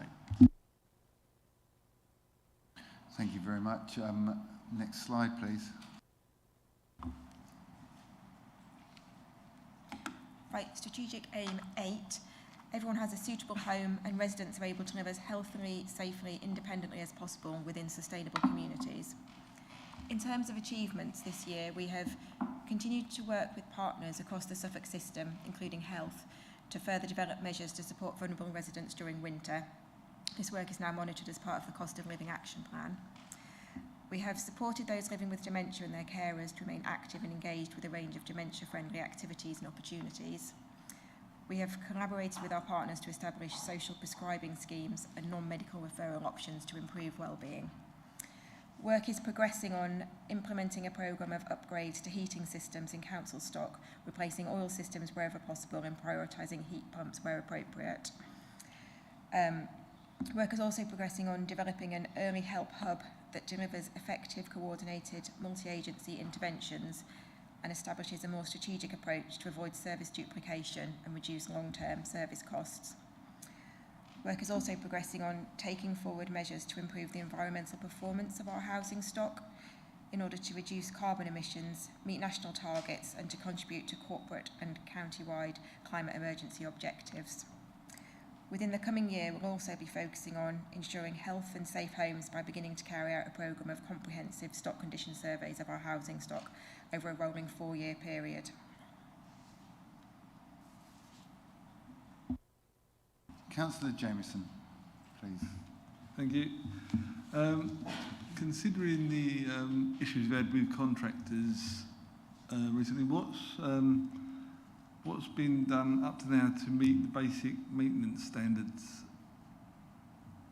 See, on your thing about a comprehensive stock condition, I wonder what's been done so far.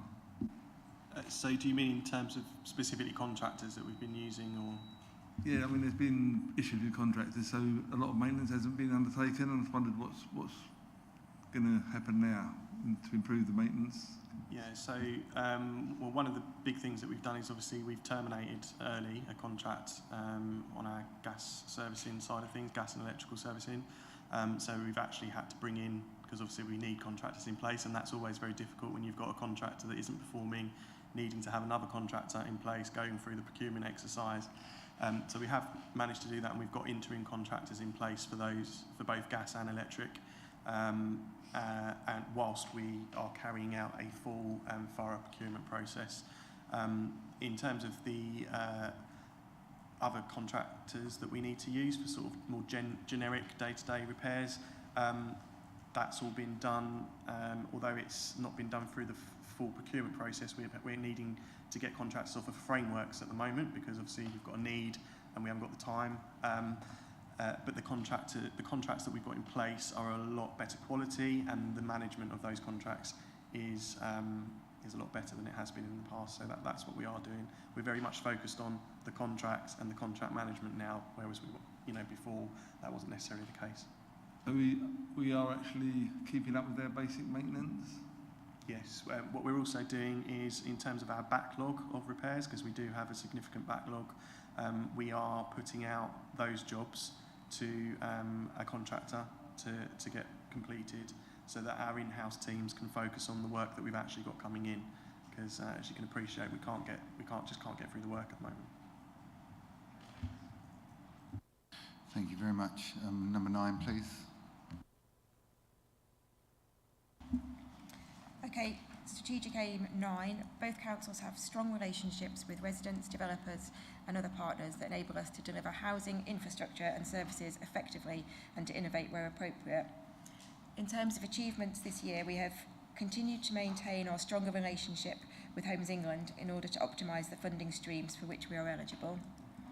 We have worked collectively as local authorities to support the effective delivery of services in relation to housing through the Suffolk Housing Board. Work is progressing on providing support to neighbourhood planning groups to create and make effective plans that deliver housing that communities want. Work is progressing on developing a neighbourhood strategy and policy, setting out how we will work with our tenants to improve the areas they live, utilising the Greater Places, Better Spaces initiative. This will include reviewing our approach to the management of garages and setting targets for improvement in satisfaction with the neighbourhood as a place to live. Within the coming year, we'll also be focusing on developing an engagement plan with members to holistically review the homes and housing strategy to ensure it is reflective of our current administration's strategic priorities for housing in the districts. The form that this engagement will take will be led by Cabinet members for housing, and any feedback from the Overview and Scrutiny Committee as to how we should proceed with this exercise will also be taken into consideration. Councillor McLaren. In relation to neighbourhood planning groups, what system are you going to use to communicate with parish councils, because they're the ones who are the starting point for neighbourhood planning? I've got 2, but they're already there. But there's a lot of parish councils I think would benefit from some organised communication with them as they consider neighbourhood planning. Thank you. Unfortunately, again, we don't have a planning officer in the room, so I think I'd have to take that one away and come back to you on that. But certainly, we have a neighbourhood plans officer who I know he engages with parish councils all the time. But I'll get someone to come back. And can I ask a plea that you keep the local ward member informed that you're doing that as well? Thank you. Thank you very much. A question from me, and the portfolio holder for finance might be best to answer this, but it might be quite obvious. Is this department paid for out of the HRA account or the general fund, please? Thank you, Chair. Yes, it's HRA, and we are. There's obviously huge cost pressures within the HRA at the moment because of inflation, particularly in terms of the work that's. We talk about contractors and paying for, obviously the goods, as it were, that one needs to use to do housing repairs and so on. So there's huge pressures currently within the HRA account, and we're expecting to see a 30-year business plan for the HRA in the next couple of months, which all members will have an opportunity to see. But I think that will kind of bring home the kind of scale of the task that we've got with very limited resources.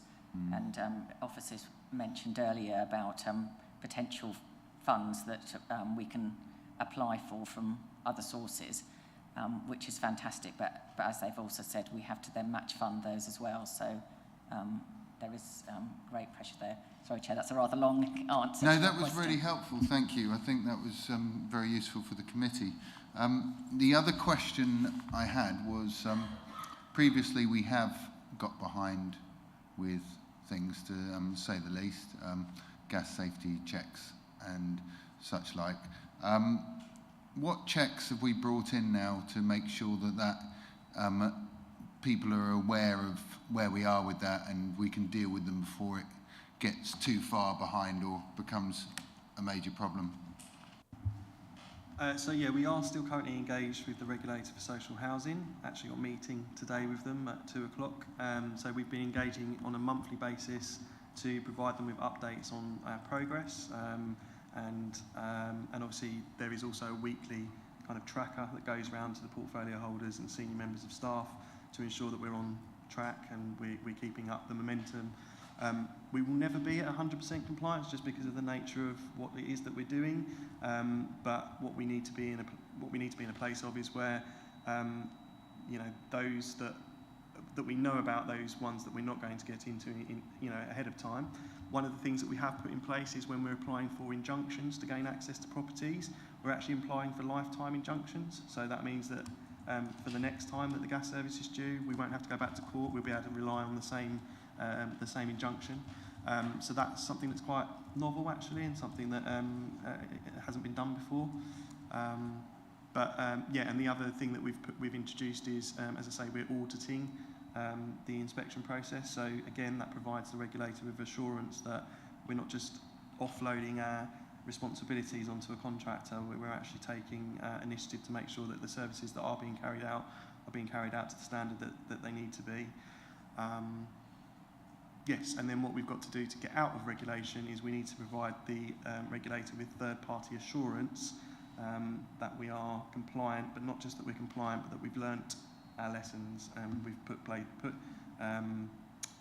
taken steps to make sure that doesn't happen again and that we won't be non-compliant again. So that's the next phase. Thank you. Yeah, and I think it's important to note that part of the problem was not being able to access properties to do checks, which is a very difficult position and takes time to solve. Councillor Eburn. Chair, if I could just follow up on that. Yes, that is one of the issues, is that the teams somebody has to let them in and someone has to give them access to that home. So even if you're doing checks that are vital for the health and well-being of that household in terms of gas safety checks and so on, if the householder doesn't let them in, and they book an appointment or they can't get in, that is obviously an issue. But I think everyone's working really hard to make that happen, because obviously we want to ensure that all our tenants are safe and secure in their homes. And I think also from a cabinet perspective, there's the issues that the social regulators raised that we have to adhere to and ensure that we comply with. But there's also other areas such as damp and mould where we've said, look, while we're doing the compliance on all these issues, please can we ensure that every aspect of the health and well-being within that tenant's home is looked at to ensure that, as I say, they do have a healthy, safe and secure home. Thank you. So I don't believe there's any further questions, so can we go to... then we'll go to debate. Councillor Wyman.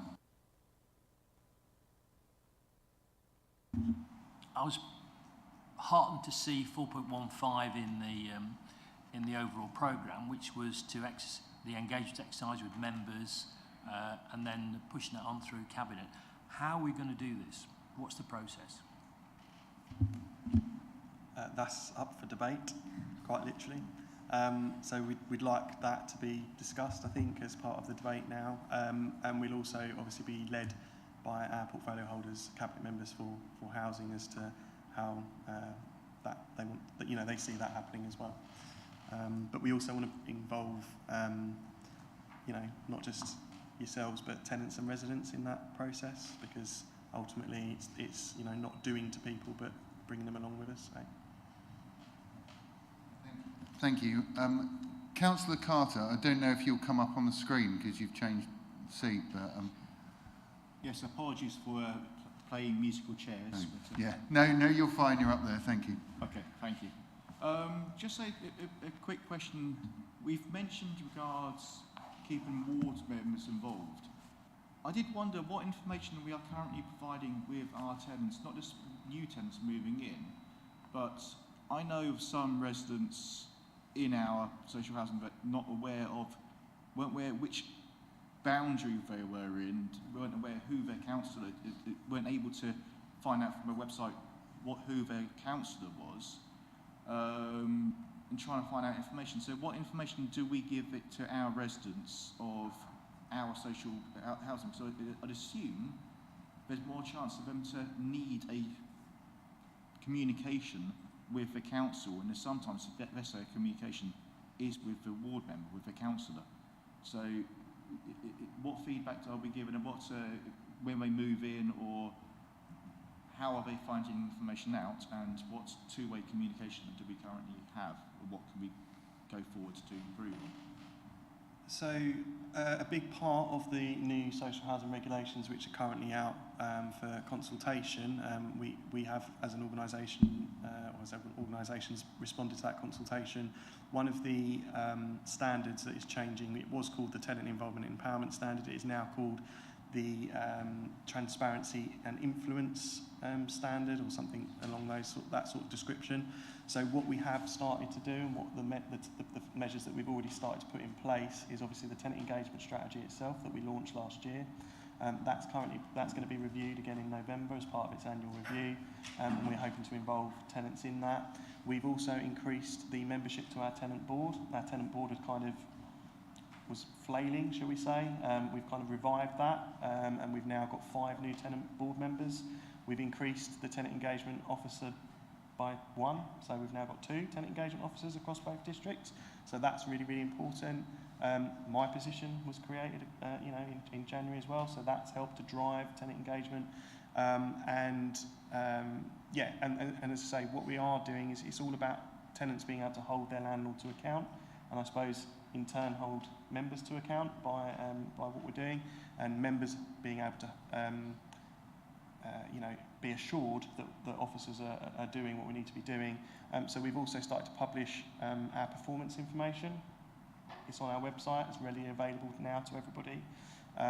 We also publish on a monthly newsletter to over 4,500 of our tenants that we've got email addresses for, what our monthly performance figures are. And we've engaged with tenants already about what is it that you want to know about. So not just what we've got to tell you, but what else do you want to know about? So yeah, we do lots and lots of engagement. I'm hoping, I'm assuring you that after the annual review of the tenant engagement strategy, we'll be providing we'll be publicising a report that shows all of the engagement work that we've done in the last 12 months and kind of what we're planning to do next year.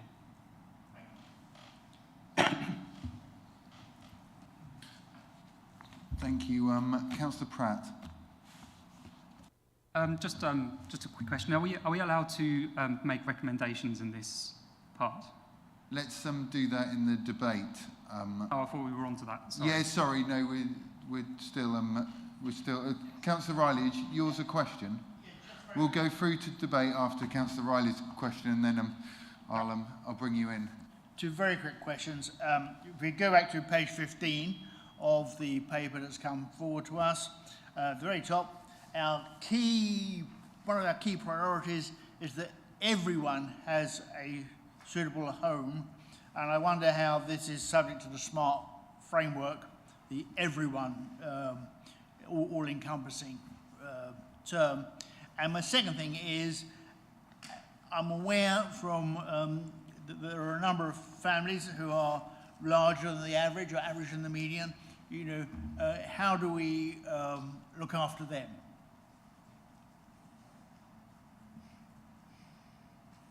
Okay, I'll take this one.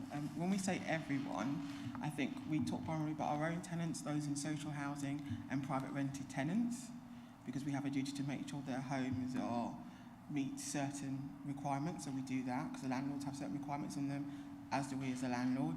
So that's what we mean by everyone when we talk about that. We do offer assistance to private homeowners around energy efficiency, but then we can't tell them what condition to keep their properties in that sense.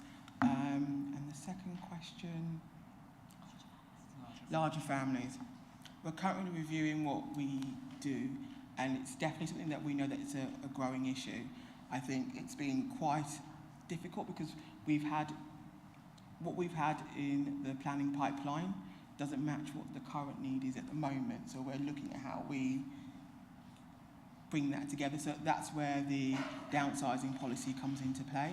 We're also reviewing our housing stock in terms of what we do have, how we're using them at the moment. So, but we are looking at bringing in a policy about dealing with larger households, how we rehouse them, what opportunities they have to move at the moment. Councillor Grandon, are you waiting for a question now, or are you ready for debate? Yeah. Thanks.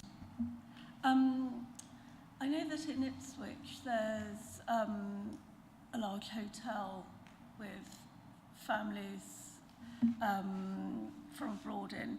Have we got many people who are either awaiting homes or in temporary accommodation that are what's the word I'm looking for? Yeah, refugees and asylum seekers, please. We have one hotel in Babergh that has refugees in them, asylum seeker refugees in them, and it's mainly singles, and I think there's about 1 or 2 families in there, and there is a plan for those households in terms of what we're going to do to support. We're doing that in conjunction with the Strategic Migration Partnership, so there is a plan. We did bid for some of the local authority housing fund. We were successful, and across both districts we're looking to deliver 24 properties, and that will be family-sized units from 2 beds to 4 to deal with that added pressure. Thank you. Thank you. So we'll now go into debate, please. I think that's been a really good quality questioning session with good quality answers as well.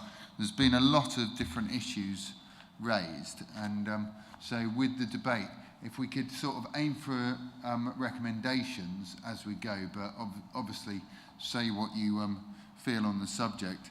I think a few things came up in questioning from different members, and if you've asked a question that you think leads to a recommendation, please let us know in this stage. But I think for me there's several questions of resources, which we've heard about the HRA account and how difficult it is. It's not just a case of adding more resource. It all has to add up at the on the balance sheet, and we can't spend money we don't have. It's very difficult with quite a well-off general fund and an HRA that struggles, but that's the way the legislation leaves it.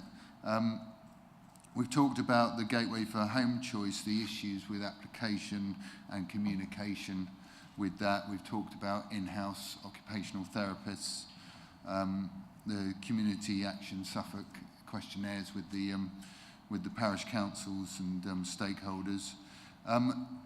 For me, one of the big parts of this was downsizing and how the tenants get across the message that they want to downsize, because if we don't very clearly point out that they want to downsize, they'll be seen as adequately housed, and therefore it won't be something that's given priority. And obviously it's something that we really do want to support and get behind, because it solves the problem with the existing stock that we have of getting people in the right houses.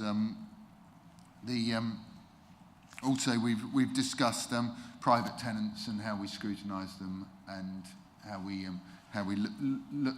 investigate them before we're working with them. But I'll open up to the floor of debate, and I'm pleased to hear some recommendations. Councillor Jameson. Thank you, Chair. In the paper there's a lot of talk about our high quality homes and social homes fit for purpose, but I'm sure all councillors here will be aware of tenants who are living in awful conditions within their wards, houses with damp, mould, no plaster on the walls, broken kitchens. Just as examples of people in my ward I'm aware of, and complaints are not dealt with in time. I've had an old couple who have been complaining about their ceiling that had fallen in for 2 years, and it may have been fixed now, but it wasn't the last time I checked. And there's an audit that's going to take up to 4 years to assess the state of our homes. So that's residents living in these conditions before we even get to find out that they're living in those conditions, and so that's 4 years before we can even start work. So I don't think that's not good enough, I don't think. 4 years is, I know we've got resource problems, but 4 years is too long. So if you want a recommendation, I think that we need to recommend that 4-year timescale, we've got to look at ways to bring that 4-year timescale for the audit of our property. We need to know the homes, what the state of our homes are, and we can't have residents sitting for 4 years in awful damp and mould conditions, because it's going to come back and bite us, and it's going to cause, huge problems if that sort of information was to go anywhere. So yeah, if you want a recommendation, we need to get that audit timescale up to 4 years down somehow. Okay, thank you. Thank you. So that would be that the stock condition data is, we don't find it acceptable that it will take 4 years to collect that. Okay. If we, what would you like me to put that to the vote, or shall we just go through at the end? As long as you're writing them down, we'll go through at the end, and we'll vote on them to make sure they're the will of the whole committee. Councillor Pratt.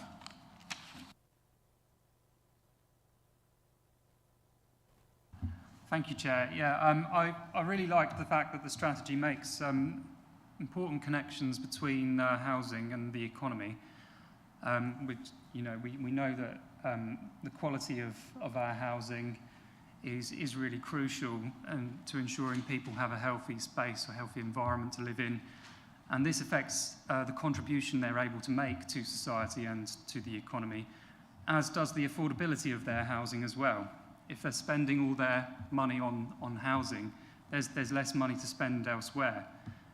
This particularly affects the growth and success of SMEs and local businesses. In terms of the private market, I feel that we really need to identify what is really affordable on the private market. We could sort of state this against the government's definition of affordable. So we need to identify what is, in my opinion, what is affordable to a young person. So we could focus on a demographic of 30 and below, for example, on a median income, or just about a lower percentile, perhaps, because these are the people who are really struggling to afford homes, whether through renting or buying. The NPPF definition of affordable housing states that affordable housing is up to 80% of the market value. And I think that most of us know in reality that this is just unaffordable to most young people who want to stay within their village or town, within their support networks and their families. I would like to propose a recommendation that within any relevant planning documents or SPDs, that we create an additional definition based on local metrics from our own districts that are based on median incomes or something similar, and relevant demographic data. Now, of course, we need to have regard to the NPPF definition, but this could be used to throw down a marker and at least demonstrate to our communities that we understand the difference between the idea of affordability that is told to us and the reality that many people experience. Yeah, I think you've got a very good point there, and I think the way our planning system works with 35 or whatever % affordable homes means that several of the other homes are unaffordable to private buyers, because to cover the cost of the smaller homes, they've not made houses in between, they've made big expensive ones to absolutely maximise the profit on the land. And that might be a bit more of a planning department issue, or a planning policy issue. But I think, I think you're... Can I just briefly add also, to avoid confusion with the NPPF's affordable housing definition, we could call this our district's housing affordability definition or metric as well. We could just make that very clear and distinct. Yeah, thank you. Councillor Wyman, and then Councillor Scarf.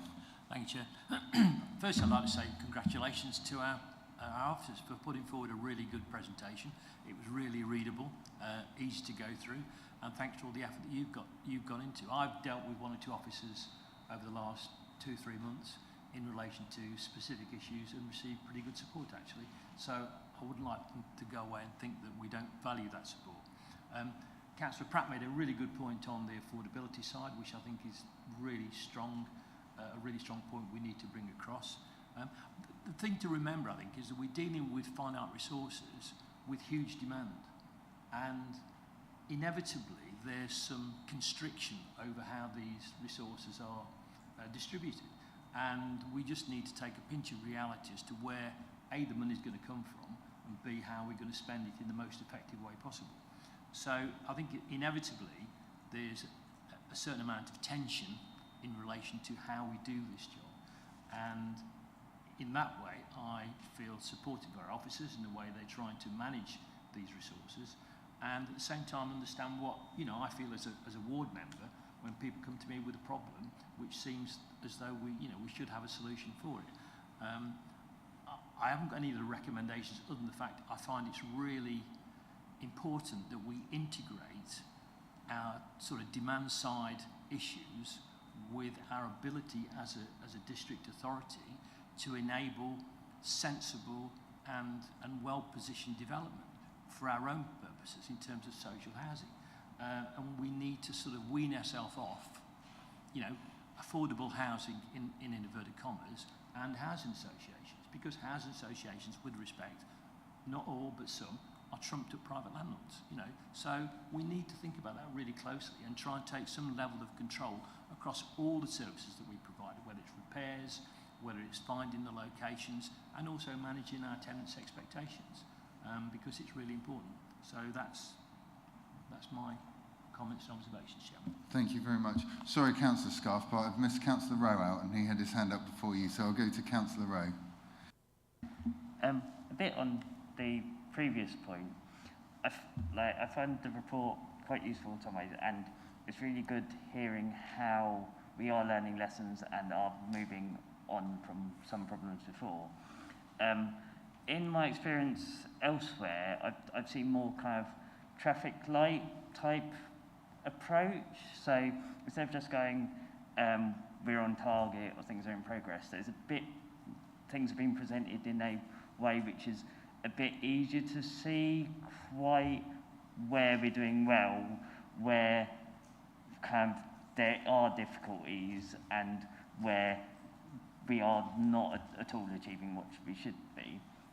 So I was wondering, so a recommendation that I'd like to make is for, like, going forward, have a bit more of a traffic light system, for example, which kind of means it's easier for us to see kind of that where we're doing well and where we're not, and also a bit including the kind of risk in how much we're going to achieve it or not, because there's some things where kind of we're going to aim to achieve it, but through kind of unknowns or various external things, there is a certain level of risk. And again, when looking at kind of things like the delivery plan, knowing a bit of that risk would be quite useful. And that's in this document you're saying, or do you mean in reports to councillors? The traffic light or the clearer reporting, I mean? Like in this report, the traffic, I came up to this recommendation because of, in the report it has the kind of achieved on track thing, but didn't have anything, it wasn't easy to see where things could be improved. So kind of traffic light in this instance, and for the delivery plan kind of was where I thought a kind of risk bit next to the in progress bit could help, but equally being reasonably new to the council, I don't know all the documents I'll be seeing going forward, so recommendation would be where appropriate for this and other documentation where I'm needing to assess it.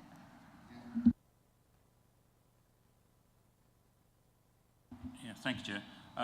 Yeah, I mean, I think it's obvious to councillors the tremendous work that the department overall is doing, and it's a very long journey. We've started from a base point, and clearly we've made a lot of improvements, but there are also a lot of further improvements to make. I think I'd like to commend the reduced number of action points in the plan, because it's always better to have a sharper focus on a smaller number of points, and particularly welcome the new ones that you've added to the plan, because I think they are entirely relevant. I think we do have to recognise the tension within the repairs service, because I think members should be a last resort for tenants to come to. I think that tenants should be able to come to the department first, and speaking as a member, I've been involved in a number of issues which I find surprising on the tenant repairs side. So I think that does lead us to a conclusion that there needs to be a refocus by perhaps the council or its portfolio holders on housing and helping and supporting the department through these transitions. So I think that might be one recommendation, a very clear focus, because it's such an important part of what Babergh and Mid Suffolk do. And in regarding the members' involvement ongoing, I think it's such a crucial area. You've heard from a limited number of members today, but members, when we discuss things, will often discuss tenant issues, housing issues, etc. It's probably one of our biggest mailbags. So I think as much involvement for the members going forward, looking at this subject before the 2024 would be useful. Normally we would say a task and finish panel or members working group, but actually I think there should be open sessions with members all invited, so that we can all make contributions towards that. So that perhaps a second recommendation, Chair.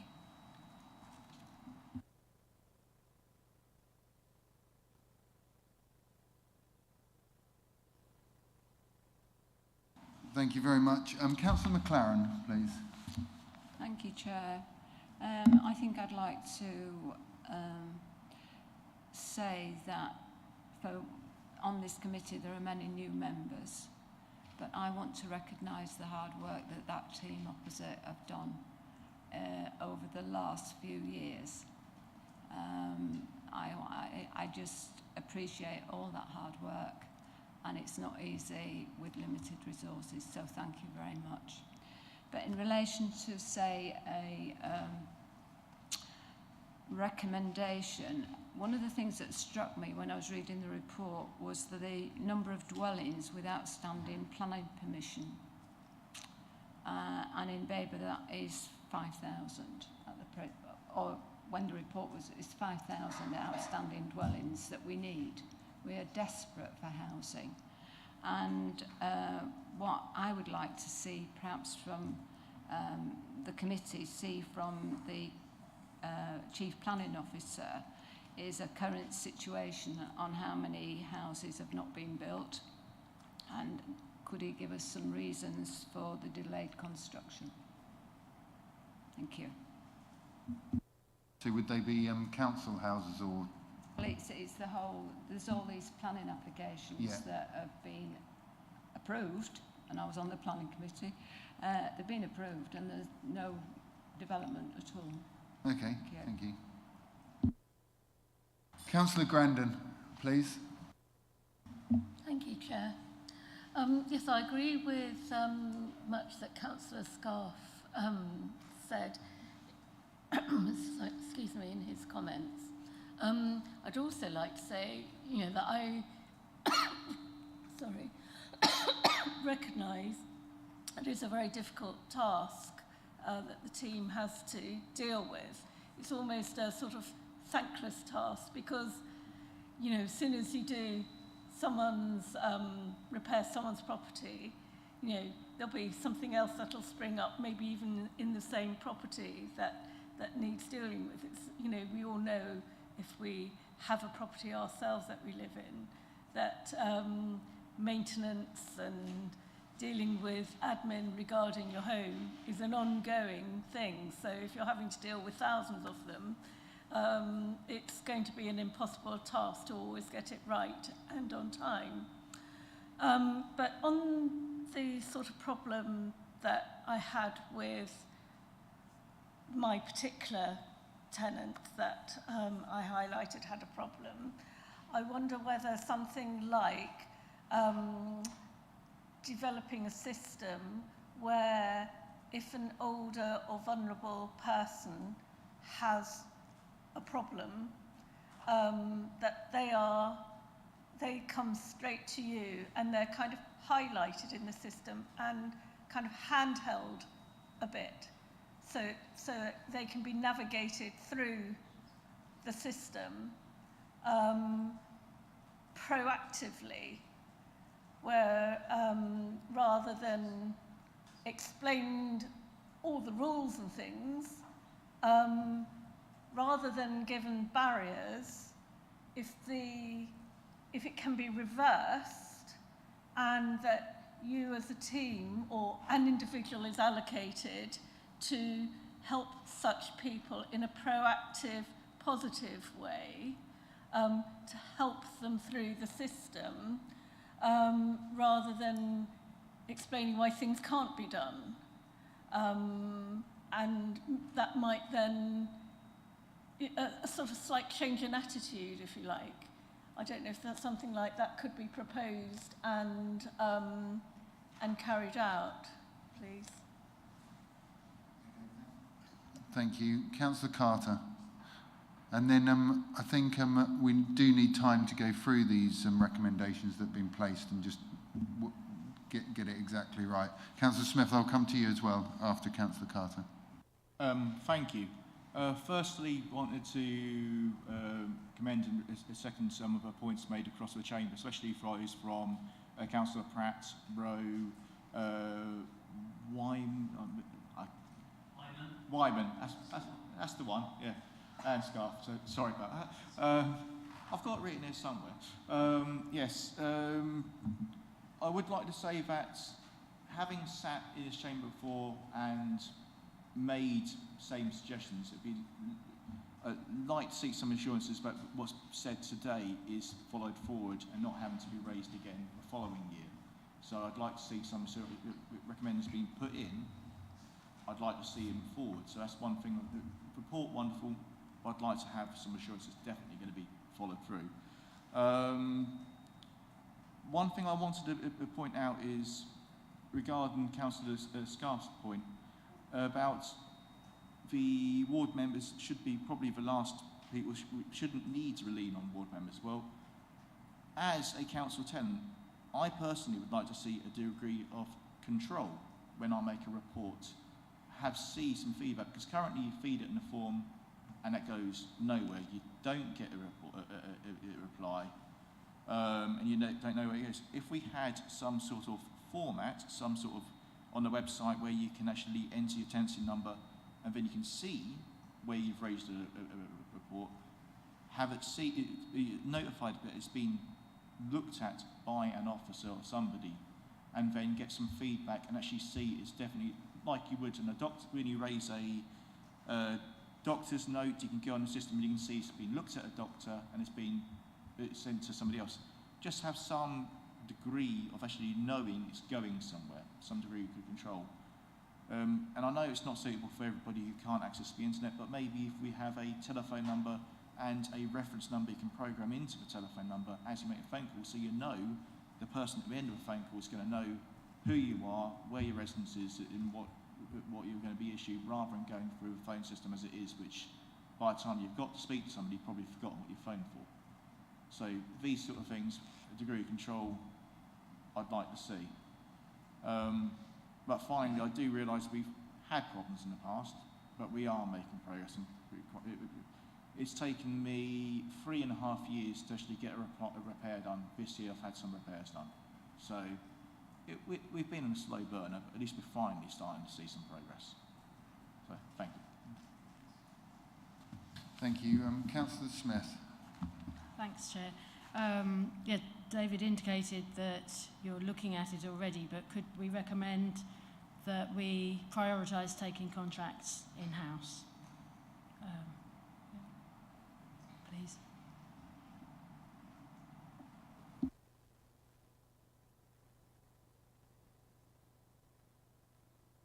Councillor Pratt. Yeah, I'll try and make this very brief.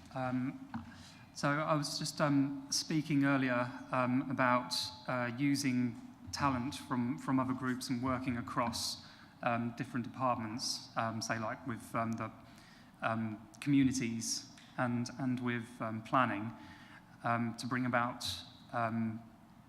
improvements in our council housing stock. You know, we all know that there's a lot of financial pressures and there's no money for building loads of new council houses, but this is really the single biggest thing we could do to make a massive difference. One of the backlogs is getting data to find out, you know, where that housing need is. It's quite expensive for parish councils to go to Community Action Suffolk and pay for the survey, and it's quite a long-winded process. I've been told by some that, you know, the surveys are quite lengthy.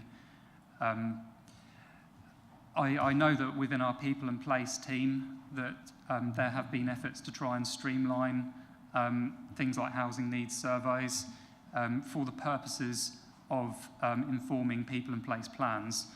But could we do something to make it more effective and in-house, to make it easier to carry out these surveys and get that data to find out where we could do with some more council housing, working across different teams?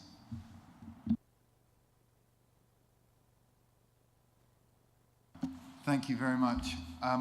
So we do have a lot of recommendations there, and we do need to remind ourselves that these recommendations will go to Cabinet and be looked at. We're not making recommendations directly to the department now. We're going through the Cabinet, and they may cut them down, or you know, if we do too many recommendations, it might dilute the recommendations we make.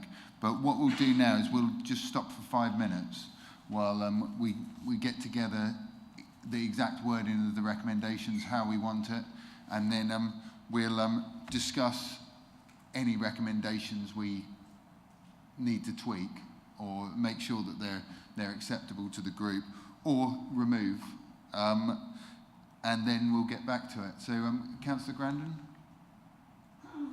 In the process, are we checking with the officers that they're workable or feasible, or do you think that's not? Yeah, I think if we can, yeah, there's if we look at maybe having a couple of officers in that conversation to make sure that we're not asking them to do something they're already doing or whatever. But yeah, so we'll have 5 minutes now.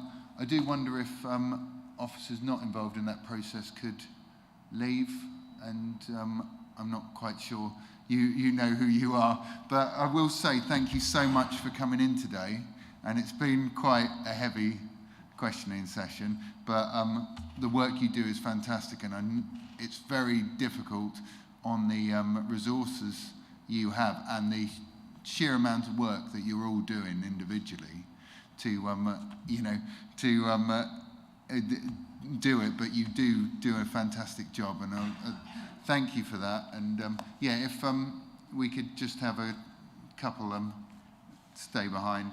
Thank you.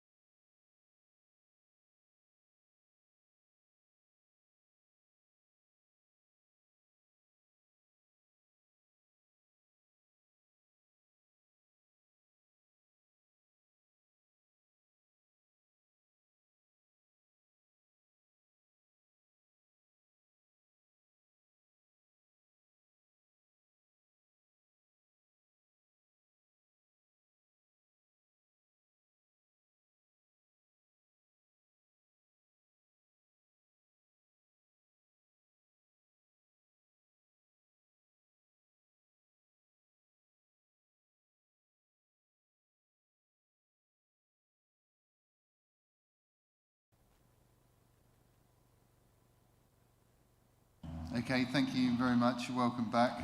I will now ask the Governance Officer to read out the recommendations, please. Thank you, Chair. I think it's going to be me, actually. We have a long list, so I'll read them slowly and then we can come back to any that you're not sure about. So the recommendation is that Councillor be asked to consider the following recommendations. The first one is to reduce the timescales for the stock conditions audit. To reconsider the use of in-house occupational therapists. To identify what is really affordable in the private market to various demographics to determine the most appropriate tenures to secure and deliver. A RAG status to be taken and used in the report and more focus on associated risks of delivery. Cabinet be asked to make sure that there is a clear refocus on housing and to ensure there is support to achieve the housing needs of our residents. Members to have as much involvement as possible and, where possible, open sessions with all members invited. The number of dwellings with outstanding planning permission and the situation of the houses where they're not being built to be established. Identify those people who are most vulnerable so that we can consider designing services around their needs. Look at the communications re-downsizing and to investigate private landlords before we work with them. And then finally, reconsider the means in which data is collected in support of community-led housing. Hopefully I've captured everything. Councillor Pearson. Could I have the last three repeated, please? Pardon? Could I have the last three repeated? The last three repeated. So look at the communications re-downsizing. Investigate private landlords before we work with them. And then reconsider the means in which data is collected in support of community-led housing. Councillor Scarf. Councillor Scarf. Personally, I'm happy with all of those because I think that puts what we've said very succinctly. But recommendation 3.2 that we had in the original paper, I think is still worth repeating. Support the aims.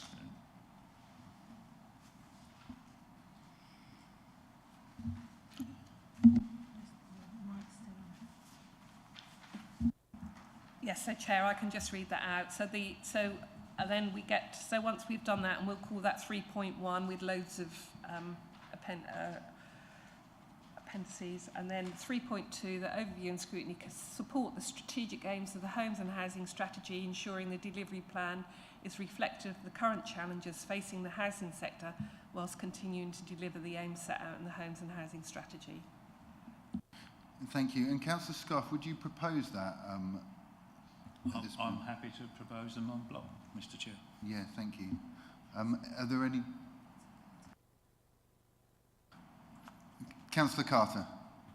Just regards, we mentioned previously about improving the two-way communication between the council, the tenants, and I don't know if there's any way we can add that into a recommendation or just take it as noted what was mentioned during the meeting.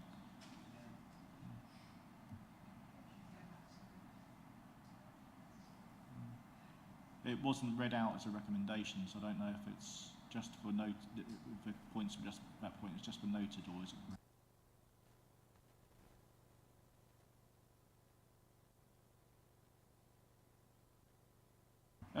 it? Yes, just to ensure that tenants do have the feedback that when they raise the issue, that it is definitely being seen and go back to it. So.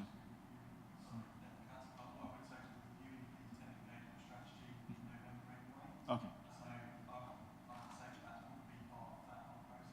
Okay, thank you.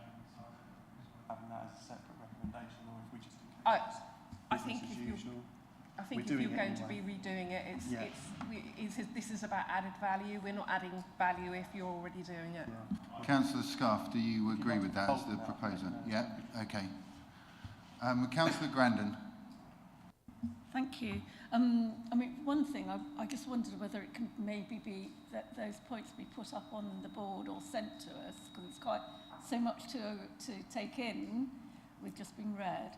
But we'll try and do that. Thank you. One of the points I'd like to make is regarding the downsizing point. That just seemed to concentrate on communications, but is it only communications that we feel needs to be looked at regarding that?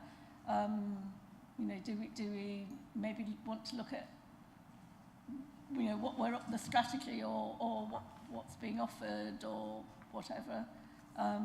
Perhaps we can take it as a subject and look at it, you know, as a whole. Yeah, I mean, like, you know, is it, because that's, if it's just a matter of, are we emailing them, or, you know, it's not just the communications, I think, that needs to be examined on that aspect. Chair, would it work if I look at the communications and process re-downsizing? Councillor Scarf? Yeah. And then the other point I wanted to say is I didn't notice anything there regarding sort of proactively assisting older people if they have a problem. Was there one there? Yes. It was quite hard to. Chair, sorry, that was the identifying those people who are most vulnerable so that we consider designing services around their needs. So that was what we need to do, is find out who those people are and then look at what we can do to provide the services around that so they do get their additional support, and that is something that the housing team are looking at. So that's why it's worded like that, so it's the most vulnerable people. Okay. Can we have the word proactive somewhere in, because then that sort of changes how you deal with it. So we can put so that we proactively consider. Thank you. Councillor Rowe, did you have your hand up? You might not have done. No, I didn't. Does anybody else want? We're still missing a seconder for this. Councillor Wyman. Is it at all possible to share it? Are we able to get that up on the board? Because I think it would be really useful. I don't think we can get it up on the screens, Chair, but I can circulate those to all members now, just before the vote. Yes. Yeah, It's quite hard to, with so many. We won't be able to have that on the iTrack or the modern.gov, sorry.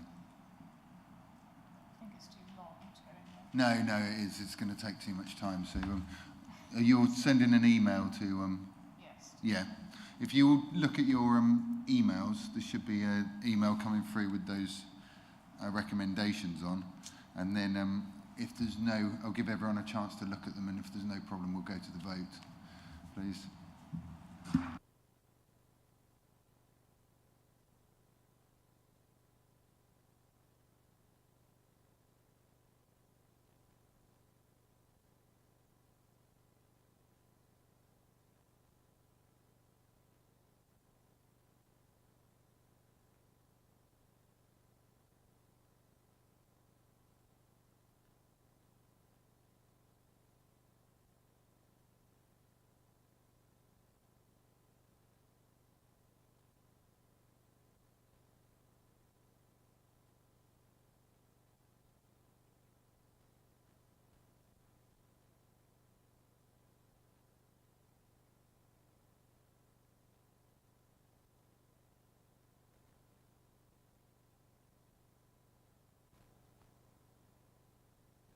Has everyone received that? Thank you.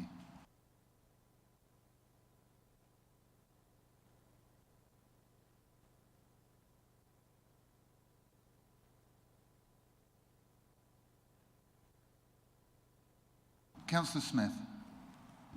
Thanks. Can I just ask number 5, the clear refocus on housing, what's the context of that?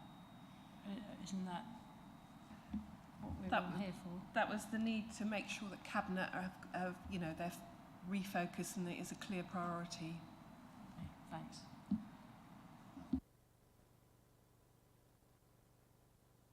What we'll do is we'll start the vote now, but please take your time to read. If you could vote when you've finished reading. Thank you.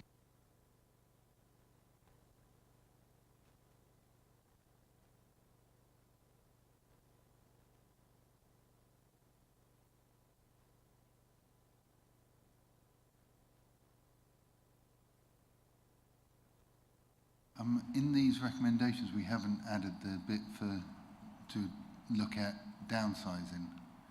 It still says communications relating to downsizing.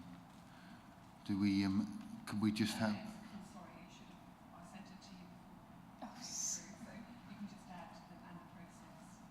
We'll just do that, yeah, verbally. Yeah, so that will be look at communications and the process of downsizing. It's as simple as that, yeah.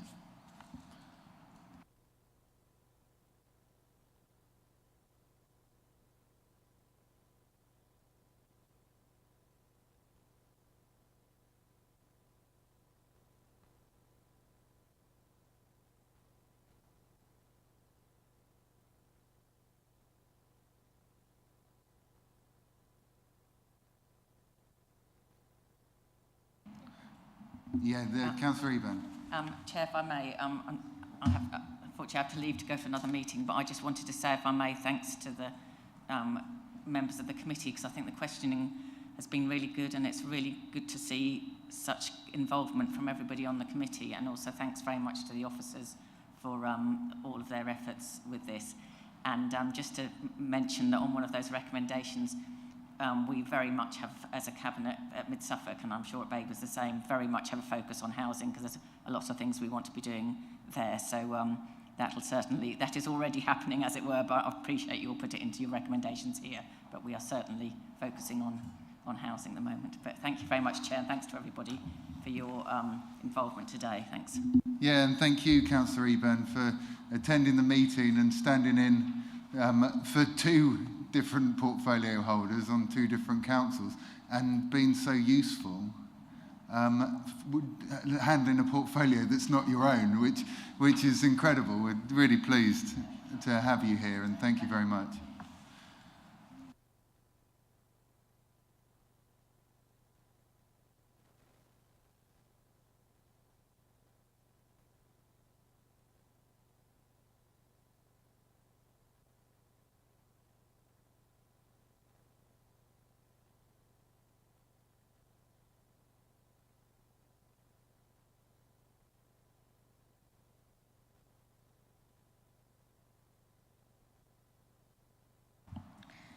Councillor Smith and Councillor Pearson, I'm still waiting for your votes on oh, hang on.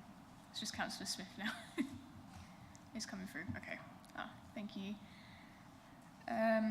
Chair, since Councillor Riley's left, we have only 11 votes in for this, and that's 11 votes for, so it's unanimous. Thank you. So that's carried. So we'll go through the last part of the meeting. I will tell you at this point, I don't think we should do the training after this, because I think this meeting's taken a long time, and it's not time sensitive, so we'll do that another time when we can. Thank you. So item 8, the forthcoming decisions list. Do members have any comments on that? It's for noting, so with no comments, we'll move on to item 9, which is the action tracker.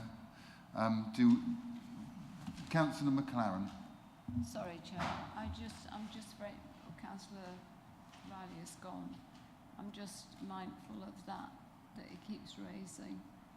The thing about Corks Lane. Can we have an information bulletin on that?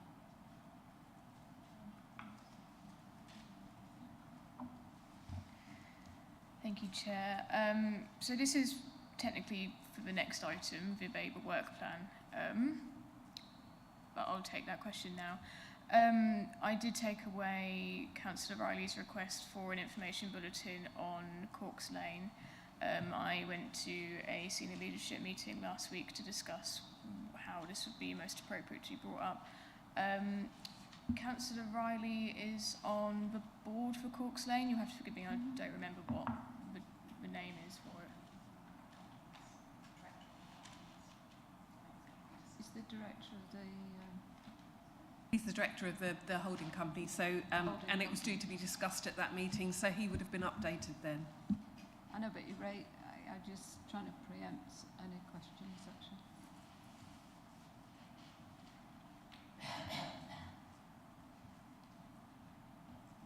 Okay, so yeah, and we'll note that on the Babergh work plan, please. So the action tracker, are there any questions or comments on the action tracker? So that's also for noting, so thank you. Right, so the number 10 is the Babergh overview and scrutiny work plan. Any comments from Babergh members? No. Thank you. And then the Mid-Suffolk overview and scrutiny plan. And any comments? Right, well, thank you very much, and that concludes the meeting. So our next meeting will be held on the 20th of November at 9:30 a.m. Is that the one where we're going out to the... no. When are we doing the social housing? So members, we do have a scrutiny tour for social housing, an upcoming social housing item. That should be next Tuesday on the 31st at 9:30. So yeah, so please get that it should be in your diaries already. But yeah, thank you very much, and I'll close the meeting.